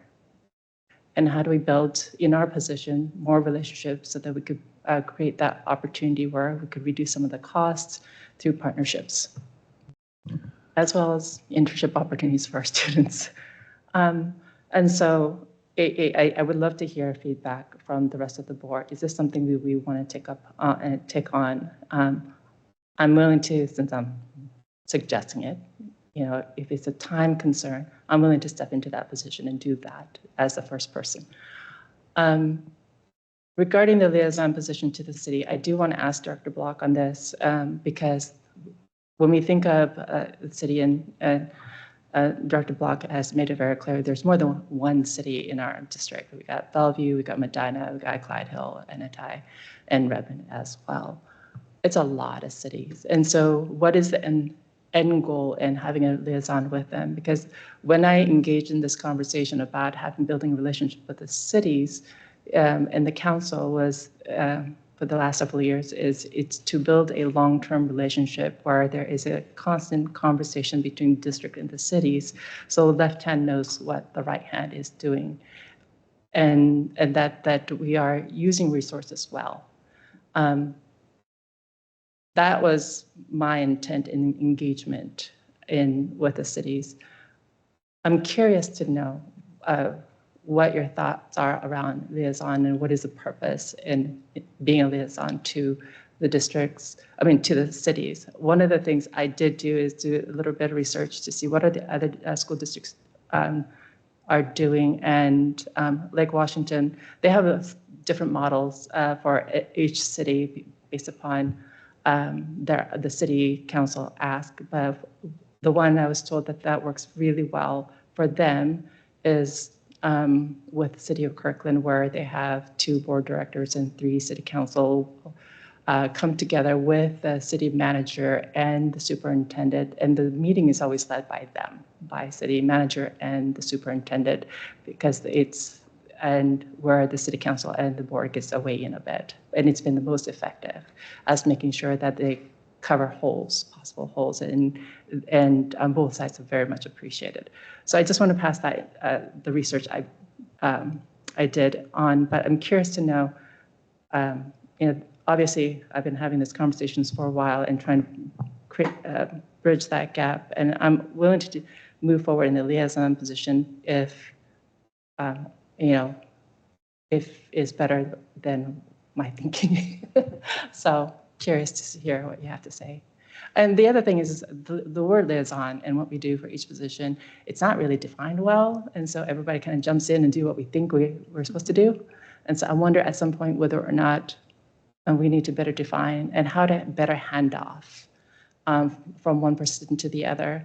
And the final thing a final kink I want to throw in here is, and I have brought this up before, and I don't know how everyone else thinks about this, is I know we do the election for our positions in December because we have the election and the result of the election, and we're just but I know personally it's been overwhelming when you've been just elected, you've just been sworn in, and now you're thrown into this thing you have almost no knowledge or been briefed on.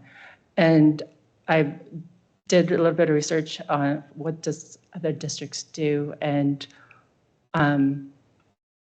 one of the things I've heard is moving it to the election and appointments to the liaison to end of the school year, so in June. Now that said, that kind of throws off a little bit of the whole, well, you may have a position and you may not be elected again, or you may not run again. How do you deal with that? And the answer was that it's understood that people don't step into those positions knowing that they are not going to run again. And so they pass that on to someone else, or there's a lot of understanding. So obviously there's more digging to do, but I wonder if it would be, it's worth considering changing when we do this election, because it allows a person who is in the president position and to do a full calendar of, versus having someone else start and you jump into whatever it is left. And again, it's the handoff thing. Now, if you do switch, obviously it means we would have to amend, I'm going to assume, a policy, as well as whoever's in the current position, so president and vice president, and we'll have to extend that position, and it'll be more than a year and more than for this first round, right? If we're choosing to push to June or of such, before we have the election again. But I just want to throw that out there because it seems to me it makes more sense if we're in the same, if our position election is in the same process, it aligns with the academic calendar.